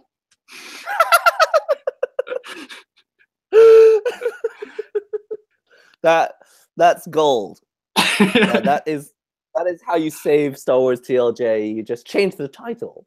Yep. To the last Rickroll. Yep, that would be amazing. Yep. So moving on in that same line of thought about self-sacrifice and like going out in a blaze of glory, all this sort of stuff. Now we have the scene on the planet with Finn, and he's going to do his like self-sacrifice and kamikaze into the what was the thing called? It's like a laser. He was going to go head on into a laser. Yeah, the big laser. Well, I mean, I think in general that it. Well, I mean, yeah, I get your point. Like, he might have just been annihilated and wouldn't have done anything. But maybe he could have gotten in there, blown up, and destroyed the laser, guns right? Pointed down. Those AT-AT. Oh yeah, he would. They were like, they could have shot him at any time. Yeah. Anyway, go on. Okay, so I get your point there, but I'll suspend my disbelief that far at least. That at least maybe he had a chance to get in there and kamikaze and blow that thing up, maybe. But then and I think that this was, when I was watching this scene in the movie theater, I thought this was going to be the culmination of Poe Dameron's character arc, because he had his character arc that they were setting up was that he was supposed to be learning that it's not good to just go in gun ho, and you have to actually know when to fall back, know when to like be humble, right? And he says like, no, don't go in there. So I thought that he was going to then come in and do something to prevent him from killing himself. Right, because that would be his character arc, but it's not him. He just says his one line, then goes away, and I guess that is his character arc. He learned to give a command to say don't go, I guess. But and then in his stead, Rose, like she bangs into his ship, which apparently knocks his ship out of the way, and they both land safely on the side. Wait, I'll let you give your comment on about Poe. You're talking about Finn, right? Oh, did I say Poe? Yeah. Yeah, Rose knocks Finn out of the way. Sorry, I got my names confused. So Rose knocks Finn's ship out of the way and prevents him from killing himself and destroying the thing. And so I'll let you talk about this next. But I'll go into my spiel first because I'm raved up for it. But so I could just see this scene in my head, and I could think of so many different ways it could go, and none of them go well. Like, so example number 1, she runs into his ship, and her ship just blows up as it hits his ship. They both blow up and they both die. Like that's possibility number 1. Most likely, yeah. Yeah. Number 2, she actually does manage to knock his ship out of the way, and they both land to the side safely. And then all, like you were saying, what are they called? I forgot what the new term of them was, but the big ships with the guns all around that are all around each other with like that just watch this happen. They all can just shoot those ships and blow them up, and now they're dead, right? Right. Number 3, let's say that, okay, for example, maybe they just assumed that those ships had just blown, that the pilots had died or something, and they decided not to shoot at it because they just thought it was a dead target. Well, now apparently she gets out of there, picks him up and carries him and drags him like all the way back to the base. And all the enemies that are lined up just watch her carrying him the whole way, and no one thinks to like shoot or anything. Oh, you're saying that Finn is the one that's concussed, because in the movie, Rose is the one who's concussed, and Finn drags her back. Okay, I got the confused. So, anyways, it's not her, then him. So he carries her, then I guess, and so they're carrying him the whole way, and so the enemies that are all lined up, ready to fire, they all just watch this whole as she walks slowly all the way back to the base, and they get back safely. So all those things don't end well. And now the final thing is that, and this is what everyone has already mentioned, but I'll just throw it in there just to be not concise, but to make sure we get cover our bases, is that her line is, we're not going to fight the ones we don't win by, what was it? We don't win by fighting the ones we hate. We win by saving the ones we love, I think is what she said. And other people already said this, but he was trying to save everyone that he loves, right? By doing that, you know? So her line doesn't really even make a whole lot of sense in the end either, but that was my little spiel. Let me hear what your thoughts are. I mean, I love that line so much. It's like, so what?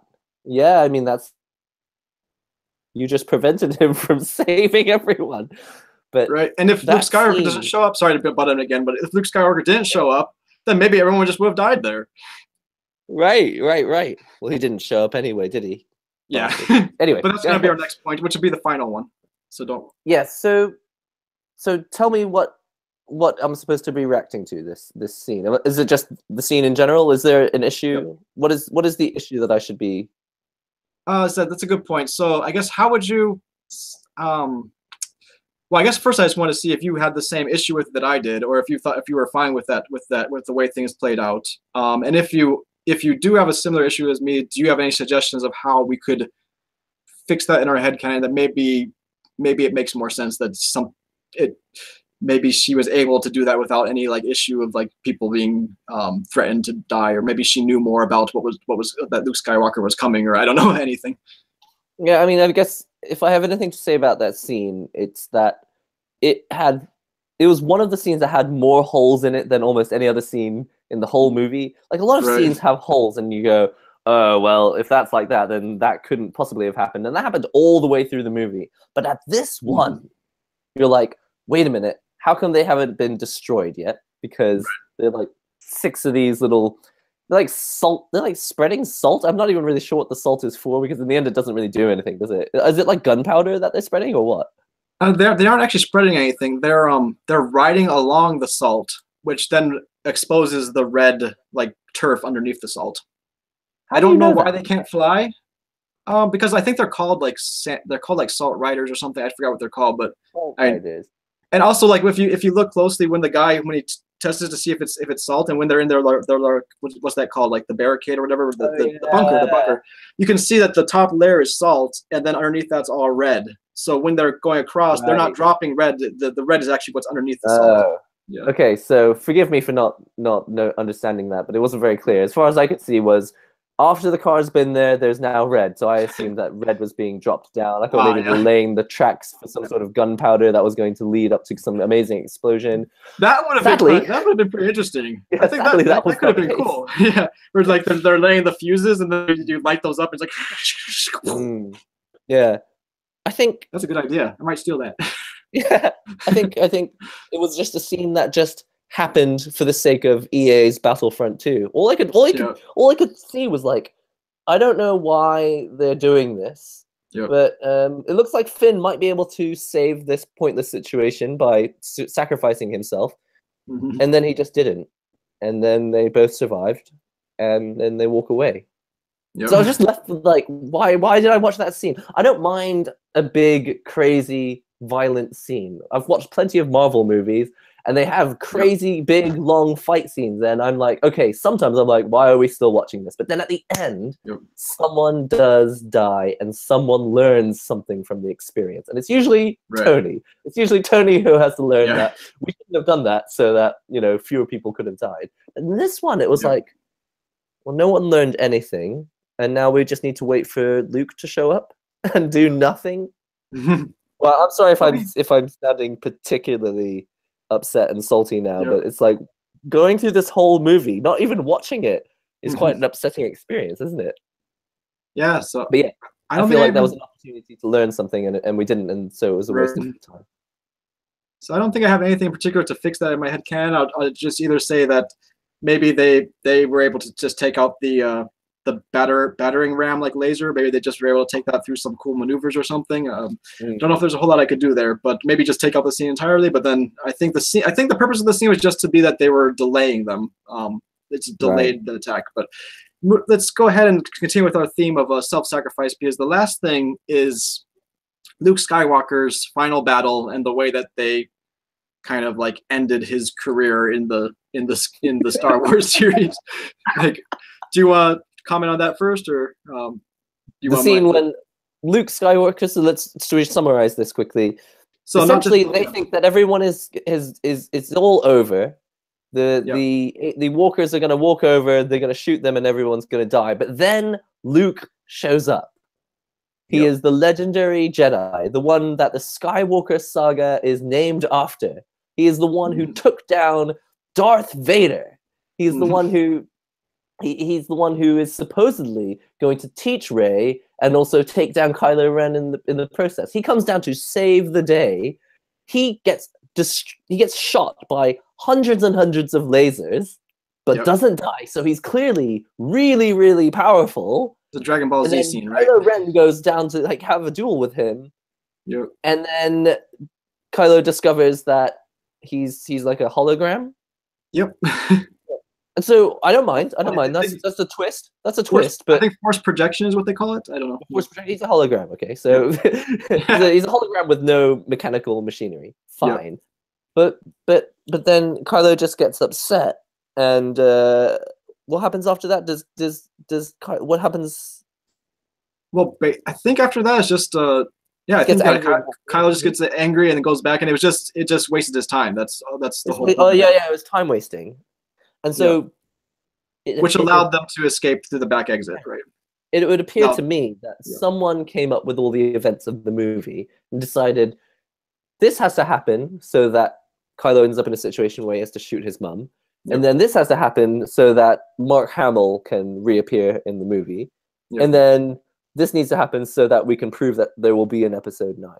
Right. Now let's make all these random scenes so that these things happen. And every scene in the movie, pretty much every single one, felt like it was forced into being there because it needs to be there. We need to have this kind of character. We need to have this kind of person. And this sort of thing has to happen because something else is happening later. And that, as far as I'm aware, in storytelling, the reason for an event happening in a movie can't be because something else happened later. It needs to be because someone cares about so-and-so, or because this person's true character is that he's actually quite a nice guy. He looks evil, but he's actually quite nice. But if the reason is because we need to have another movie come later, a bit like the end of episode 7, where she's like holding out the lightsaber to Luke. Right. Doesn't prove anything, doesn't mean anything. It just means, please watch episode 8. And that's why it's such a dissatisfying ending to episode 7. And so with the whole Luke Skywalker thing, it was like, yeah, the reason he's powerful is because he's not even there. Yeah. And I mean, he's clearly very powerful. He's so powerful that he can do a force projection at all. Right. Very impressive. I think that is very impressive. But he doesn't. It means that he's just cheating and he's not actually made any sacrifice. And then they show how powerful he is, and I'm like, okay, maybe he's just really, really, really powerful that he can do this force projection and then teach Rey how to be a Jedi later. But then he just falls over and dies. Which I thought, yeah, exactly. And so, what was the point in the end? Right. Everything you built this guy up to be was of no consequence. So tell me how you feel about this. Yeah, exactly. Yeah, where do you start with this? Because, like you said, because I was thinking the same type of thing. Like, I actually, when I was watching, I was kind of enjoying it. And like you were saying, it was like, oh, this shows that he's really powerful. Maybe he'll be able to teach Rey in the future, but maybe he's still going to be around for the next movie. But then, just in this, well, let me back up a little bit, because I want to go through my feelings while I was watching the movie, right? And I was watching the scene where he did the Dragon Ball Z thing where all the things shoot at him and there's like a cloud of dust and he just walks out unscathed. There's like, and a lot of people say like, oh, this is not good. That's not Star Wars. I'm like, that was fun. I thought that was fun. Yeah. I saw a lot of Mark Hamill in that, where he was like really like enjoying the role, And so I was really glad to see Mark Hamill being Mark Hamill. There were so many moments where he looks like directly in the camera and you go, whoa. That's the same human being who was in movies like 35 years ago. That's nuts, right? Or longer. But anyway. Yeah.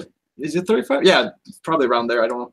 Yeah. But so then I was watching it and I was thinking, okay, so this is what Mark Hamill came to do. He's going to be the Luke Skywalker we all want to see in this really cool battle scene. It's going to redeem everything, right? And he fights Kylo Ren, right? And I was like kind of like wondering what's going to happen. I thought like when he said the line like if you run me, what's the word? Like if you strike me down now and I'll only come back, you know. Exactly. If you strike me now, I'll only come back than you could ever imagine. And I was like, oh crap, Ren's gonna kill him now, or she's gonna strike him down. And he comes to strike him down, and it goes right through him. And then I'm like, oh, what the hell just happened? He's still standing there. And then they find out that it was a force projection. And I was like, oh snap, that's so freaking powerful. Like he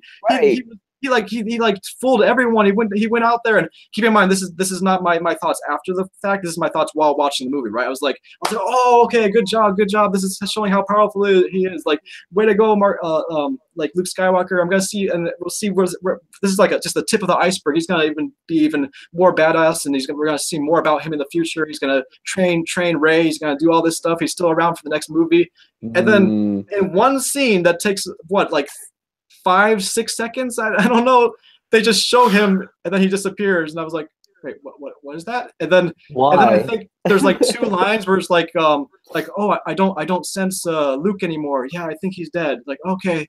And then there's not even like the same level as like even like Han Solo, where at least you had people being like no and being like kind of affected by it. With Luke Skywalker just like, oh yeah, I don't think he's here anymore. Okay. No. And I can understand why maybe as a director he thought that's okay, because he must have gone back and watched episode 4, 5, which whenever Obi-Wan Kenobi dies. Right. You know, and like Darth Vader, it's really cute. It's really, I love that scene just because back then they didn't really know how to use lightsabers. I know that it's just the future, and so that they're old hacks and stuff. But he just goes whack, and then he falls over, and you know, and then there's nothing but a cloak. Yeah. But the thing is, Kylo didn't do that. Right. Luke wasn't there. Kylo didn't strike him down. It doesn't prove how strong Kylo Ren is. It doesn't prove. It doesn't. There's no causality. There's no like getting struck down was going to cause him to come back as a Force ghost. Yeah. Luke, even though he said the line.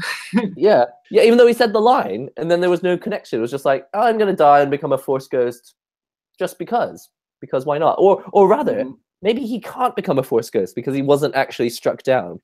You can't just overexert yourself, can you, and become a Force ghost, can you? Apparently you can now. I don't know.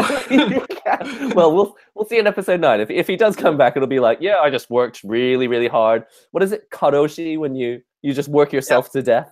You know, yeah. So for viewers who are not, for viewers who are not privy, kadoshi is the Japanese word for working yourself to death. It's a very Japanese word. It's an awful thing, but never have I ever heard that such practices are a way of becoming what's the word? When you live forever?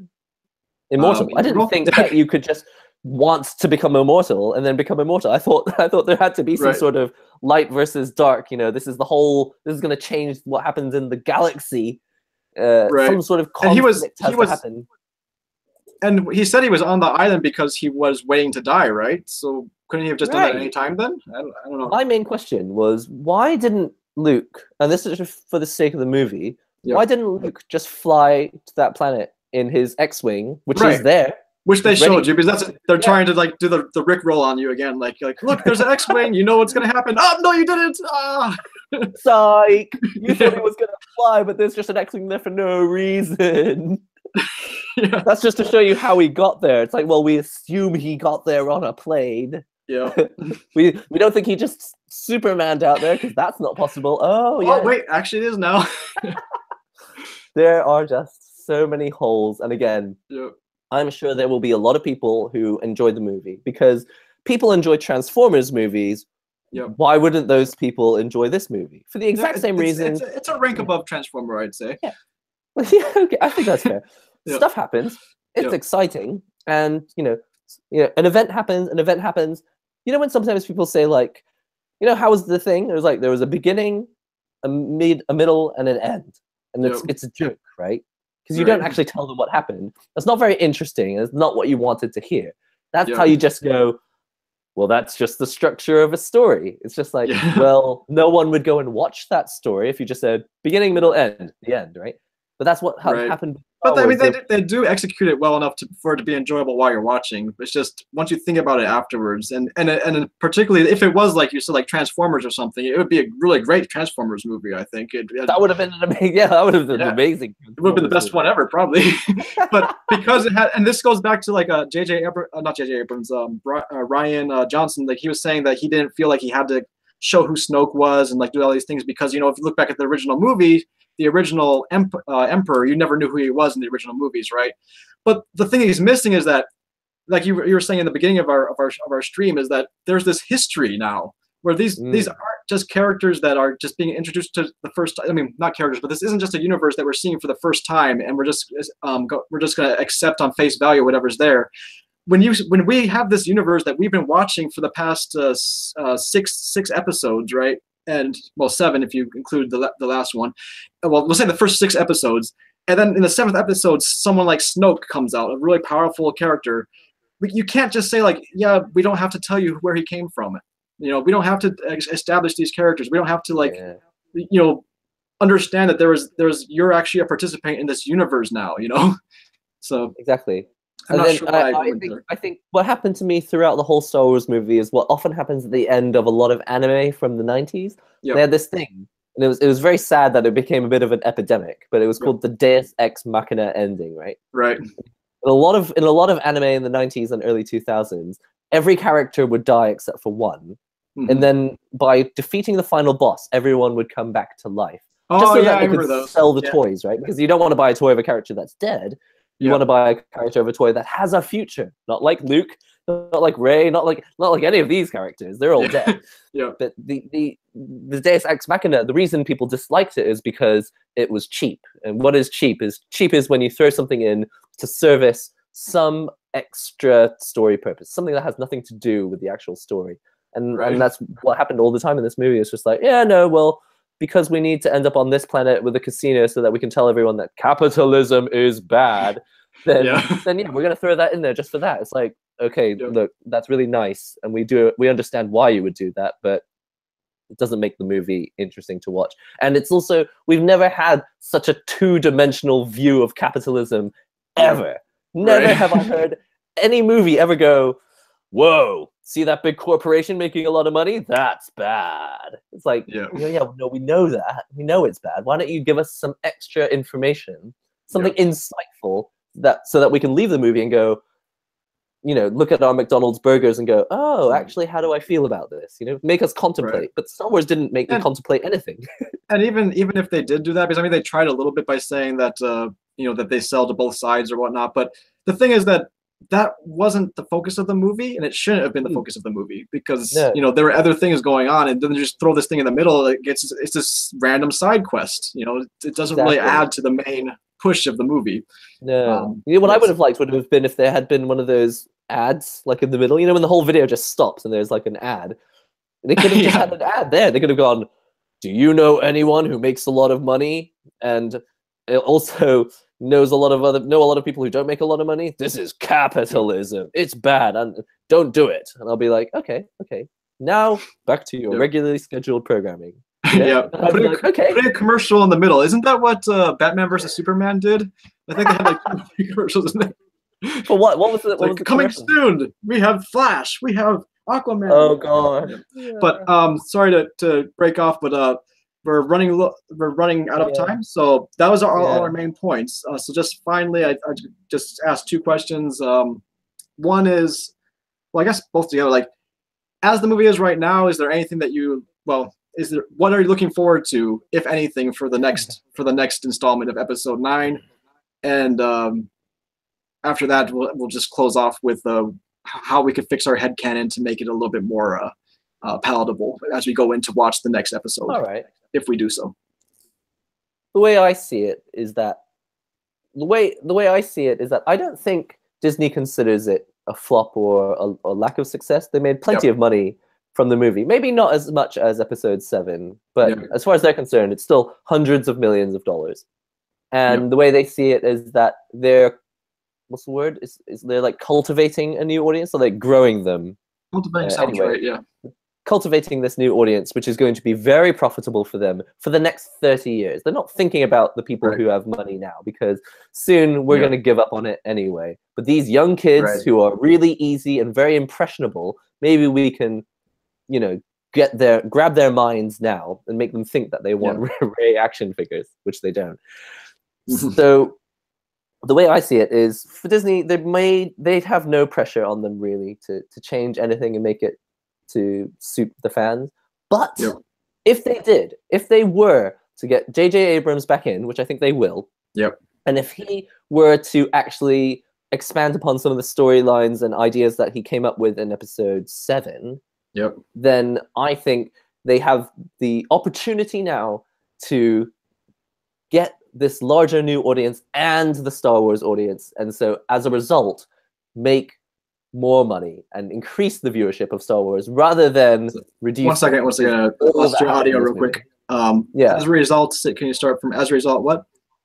As a result, instead of changing this audience of young men and boys, you know, the 50 out of 100, and going to, you know, just this new generation of people, I don't even know who they are, but it's like 30 out of 100 people. They could actually make changes to episode 9. They could, I think the word is retro convert. They could actually have JJ come in and say, actually, Luke isn't dead. Actually, Rey does have an interesting history. And actually, Kylo, he's conflicted, but he has the power to make decisions. All these things that will lead to a movie that's worth watching more than once. I think, they could have an audience that actually increases and doesn't decrease. I think there's hope. Absolutely. A new hope, as it were. A new hope. I think there's all the possibilities there. Just personally, I don't care. I'm not gonna watch The Last Jedi again. Probably won't watch Force Awakens. Is it called The Force Awakens? I won't watch that again. And even if JJ makes episode 9, I don't really care about it anymore. From what I've seen. The general attitude to it all just doesn't seem like something that I'm into anymore. That was what you said, your first impression too, right? Yeah. Best of luck to them. And you. At the what? Okay. So I actually listening to you now, I could see a little bit more hope than I was originally thinking. But so my main thing is that, like you said, I'm not really. So I probably will watch episode 9 because I just want to see this trilogy through. Like after this trilogy, depending on how it ends, I may not watch anything else after that, or I don't know, depending if JJ does do something amazing, maybe I will keep watching. I want to still at least give Disney that much of a chance. But what was I? So my big thing is that right now I'm not really looking forward to episode 9 though. Like I'll watch it. I might not even watch it in theaters. I might just wait until it comes out on like a DVD or like a Netflix equivalent of something, or the Disney version that they come out with, whatnot.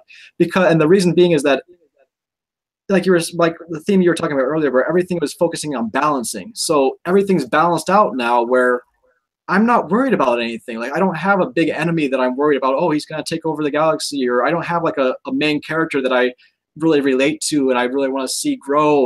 Like there has been no character progression. It's all just been complete flat even.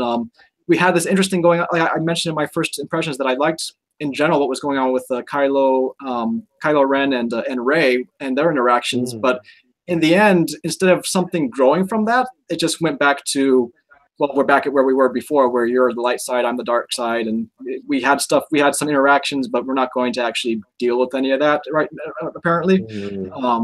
So like there was, like when I was saying, where I thought it would be cool if they joined together, or if something else happened, but so.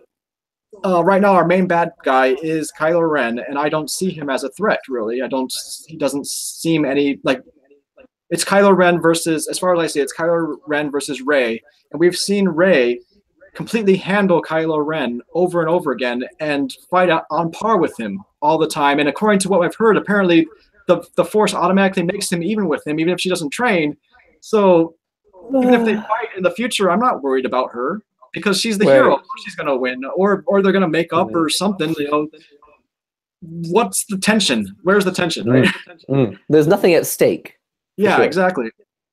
And so that's why I'm not really looking forward to it. But what I think that after listening to you, what JJ could do, and if he takes, I'm pretty sure he's taking the next one, is if he establishes in the first part of the movie that yeah, Kylo Ren, after he killed Snoke, he became like a super hardcore, and now he's like running things, and it's like the First Order is like a real threat now. But it's kind of, that's a tricky thing, because the other issue I have with the movies is that the First Order is just always like the Empire, and they're always running everything. But I actually want to see more of an actual lasting effect of the battles that we saw in the other movies. So if you just reset to them being the Empire, that's kind of weak too. But let's just, so not the First Order per se, but Kylo Ren himself has become a much more capable Sith Lord, or whatever it is that he's going to be, and he handles himself a lot better. Maybe in the first couple of scenes, you could have him like fight different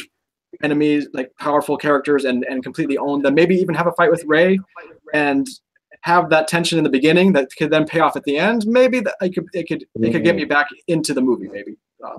Yeah, and I think that's a really good way to summarize it. I think a lack of enthusiasm for Episode 9 is all that Disney really needs to get over if they want people to get back in and watch Episode 9. And even though balance is actually quite a good idea, and diversity is also a good idea, I'm all for it. Yeah. If how to explain this? If your goal is make more people, how to explain this? If you have political goals, that's fine. Right. But if you make the story not worth watching, then the message won't be transmitted to as large a number of people. But if you have diversity politics and all of these ideas and fairness politics and anti-capitalism ideas, if you want to put these things into a movie, then you'll reach a larger audience if the movie's interesting and fun to watch. And you won't do that if all the characters are neutralized, Like having a good guy and a bad guy, that's tension. But if you have a kind of bad guy, but he's also quite nice, and a kind of good girl, but she may go evil, they're just sitting in the middle, and there is no tension. That's the opposite of balance. That's just neutral, neutered. Yeah, that could be another thing that could be interesting if in the beginning of the next movie, if they actually turn it around where Rey becomes goes to the dark side and like have some new dynamic that I wasn't expecting. That could be interesting too, but I don't know. We'll see what happens. I'm not expecting anything right now. This is the thing. There are a lot of amazing things that absolutely could happen, but I'm not expecting any of them. Exactly. And I think what you're saying in your last comment, it sounds like it's going back to what you were mentioning earlier about the story. What is it? Is it the plot serving the story versus the story serving the plot? I think is how they say it, where they just have this plot where they're saying like, okay, we want this to happen, we want this to happen, we want to have our anti-capitalism scene, we want to have this and this, and then it's just like you carry the characters from here to here, but you don't actually have a story that's naturally doing that. So if they want to do this politics and stuff, like honestly, I find it kind of pandering for the most part. Well, because I'm watching the movie and I know like, oh, I see what they're trying to say here. Okay, I see this. Okay, but then if you're gonna do that, at least make it so it's integrated into the actual story naturally, so that it's a believable story and it's not just like, these characters, they don't seem to make sense, but I understand that this had to happen because this was the plot point that they wanted to make, right? Absolutely, and I've heard that a lot. Is that you need the plot? The plot is supposed to serve the story. You want to tell a story. You don't tell a plot to kids, right? You don't go, all right, guys, it's plot time. First, the guy's gonna show up, then he's gonna get in a plane, and then he's gonna drive over there. They're like, what? No, what you want to say is, all right, guys, it's story time. It's the story about a boy who has nothing. He owns nothing. He has got no family. He doesn't even know where he comes from. He's going to end up taking down the giant. Taking down what? You want the giant, Oh, the giant, okay. He's going to take down the giant. Don't you want to know how he does that? And you go, yes, you want to know how. And that's when you tell them. He gets in a plane, then he drives over here, and then he, picks up a lightsaber and discovers this thing, That's how the plot becomes interesting. But if there's no story, if it's just plot, then it's why should anyone be interested? But this is, I think, generally from what I've taken from this entire stream is that I don't think either of us have any issues with the themes. Actually, I feel like none of the themes were a problem. Even if you want to have an anti-capitalism theme, that's fine. But it wasn't very effective. I think it didn't really. I feel like it was just not very well crafted. Yeah. So I think that's a pretty good summary. I think in general, it just seems that we don't a lot of the main points of the movie can still stand. I think that for me, I just have to change some things in my headcanon about how they treated like Luke Skywalker and some other characters that like General Akbar and stuff, who I think, at least in my headcanon, they had glorious like deaths, and they did something heroic. They didn't just get taken out in like a one line or something, like, oh yeah, he died in that explosion, like, oh yeah, I don't sense his force anymore, he must not be here anymore. You're like that's not enough for me. So yeah, and then we'll see what happens in the next movie, right? Well, you will. I'll ask you about what happened. Yeah, I'll give you the summary. Although I will say again, I'm not sure if I'll actually see it in the theater. It depends on how I feel about it when it comes to it. It's sort of like the same thing with DC. I was watching every DC movie that came out, always hoping for something better. And then I just kind of got tired. Where now, like, what was it? Justice League came out. I didn't even watch it in the theater. I'll probably watch it maybe one day. But it's a shame because I think what my motivation is. A lot of people do work really, really hard on these movies, and I'm fully in support, because I used to work with filmmakers, right? Because I used to write music for filmmakers. So I'm all in support of giving money to people who are working hard to make creative, for their creative endeavors. But when it, but you know what? You know, when you're promised one thing, like a story, and then you're given nothing but just plots. Right. Yeah. You can only. But you know what? Even if you're giving money to these movies or like games or whatever, I think you're mostly just giving it to the publishers and the people. Yeah, the actual people who are working on it, like the artists and like CG people and everything. They have a paycheck that they're getting paid, whether the movie is super successful or not. I mean, maybe there may be some bonuses or whatnot, but the majority of the money that these things are making necessarily going directly to the like on the ground workers, I don't think. Yeah. Koi, we could really easily make like 10 streams about just Star Wars. You could even have a whole series about just Star Wars. It's very tempting to, but I think it may alienate some of my viewers, because I don't think that's my main thing. But I do want to talk about like kind of pop culture things from time to time, though, when there is like an interesting movie or video game or anything. I do want to kind of like discuss those things, because even in the terms of manga, like we mentioned earlier a little bit, was that as if you want to become a manga artist, with some of my viewers, understanding a story and understanding like the way that stories are built and being able to critique stories is a very important skill to have.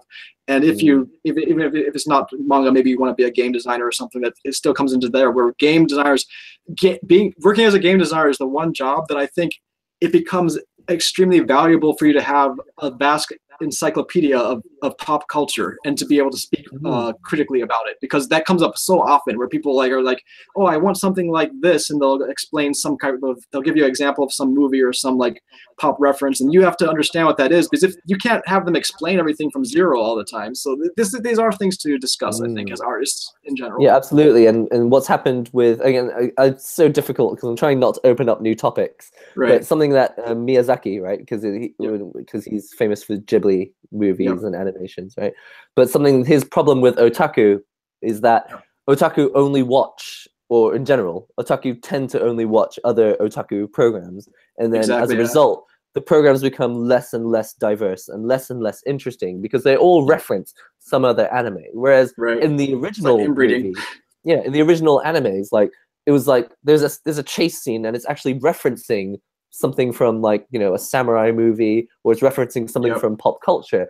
Interesting things were coming into anime, but then as anime got more and more popular, if the people who make anime only watch anime, it becomes this, we call, like, it's like an echo chamber, to the point that it's always the same thing over and over again, because they don't know anything else. They're always watching the same thing.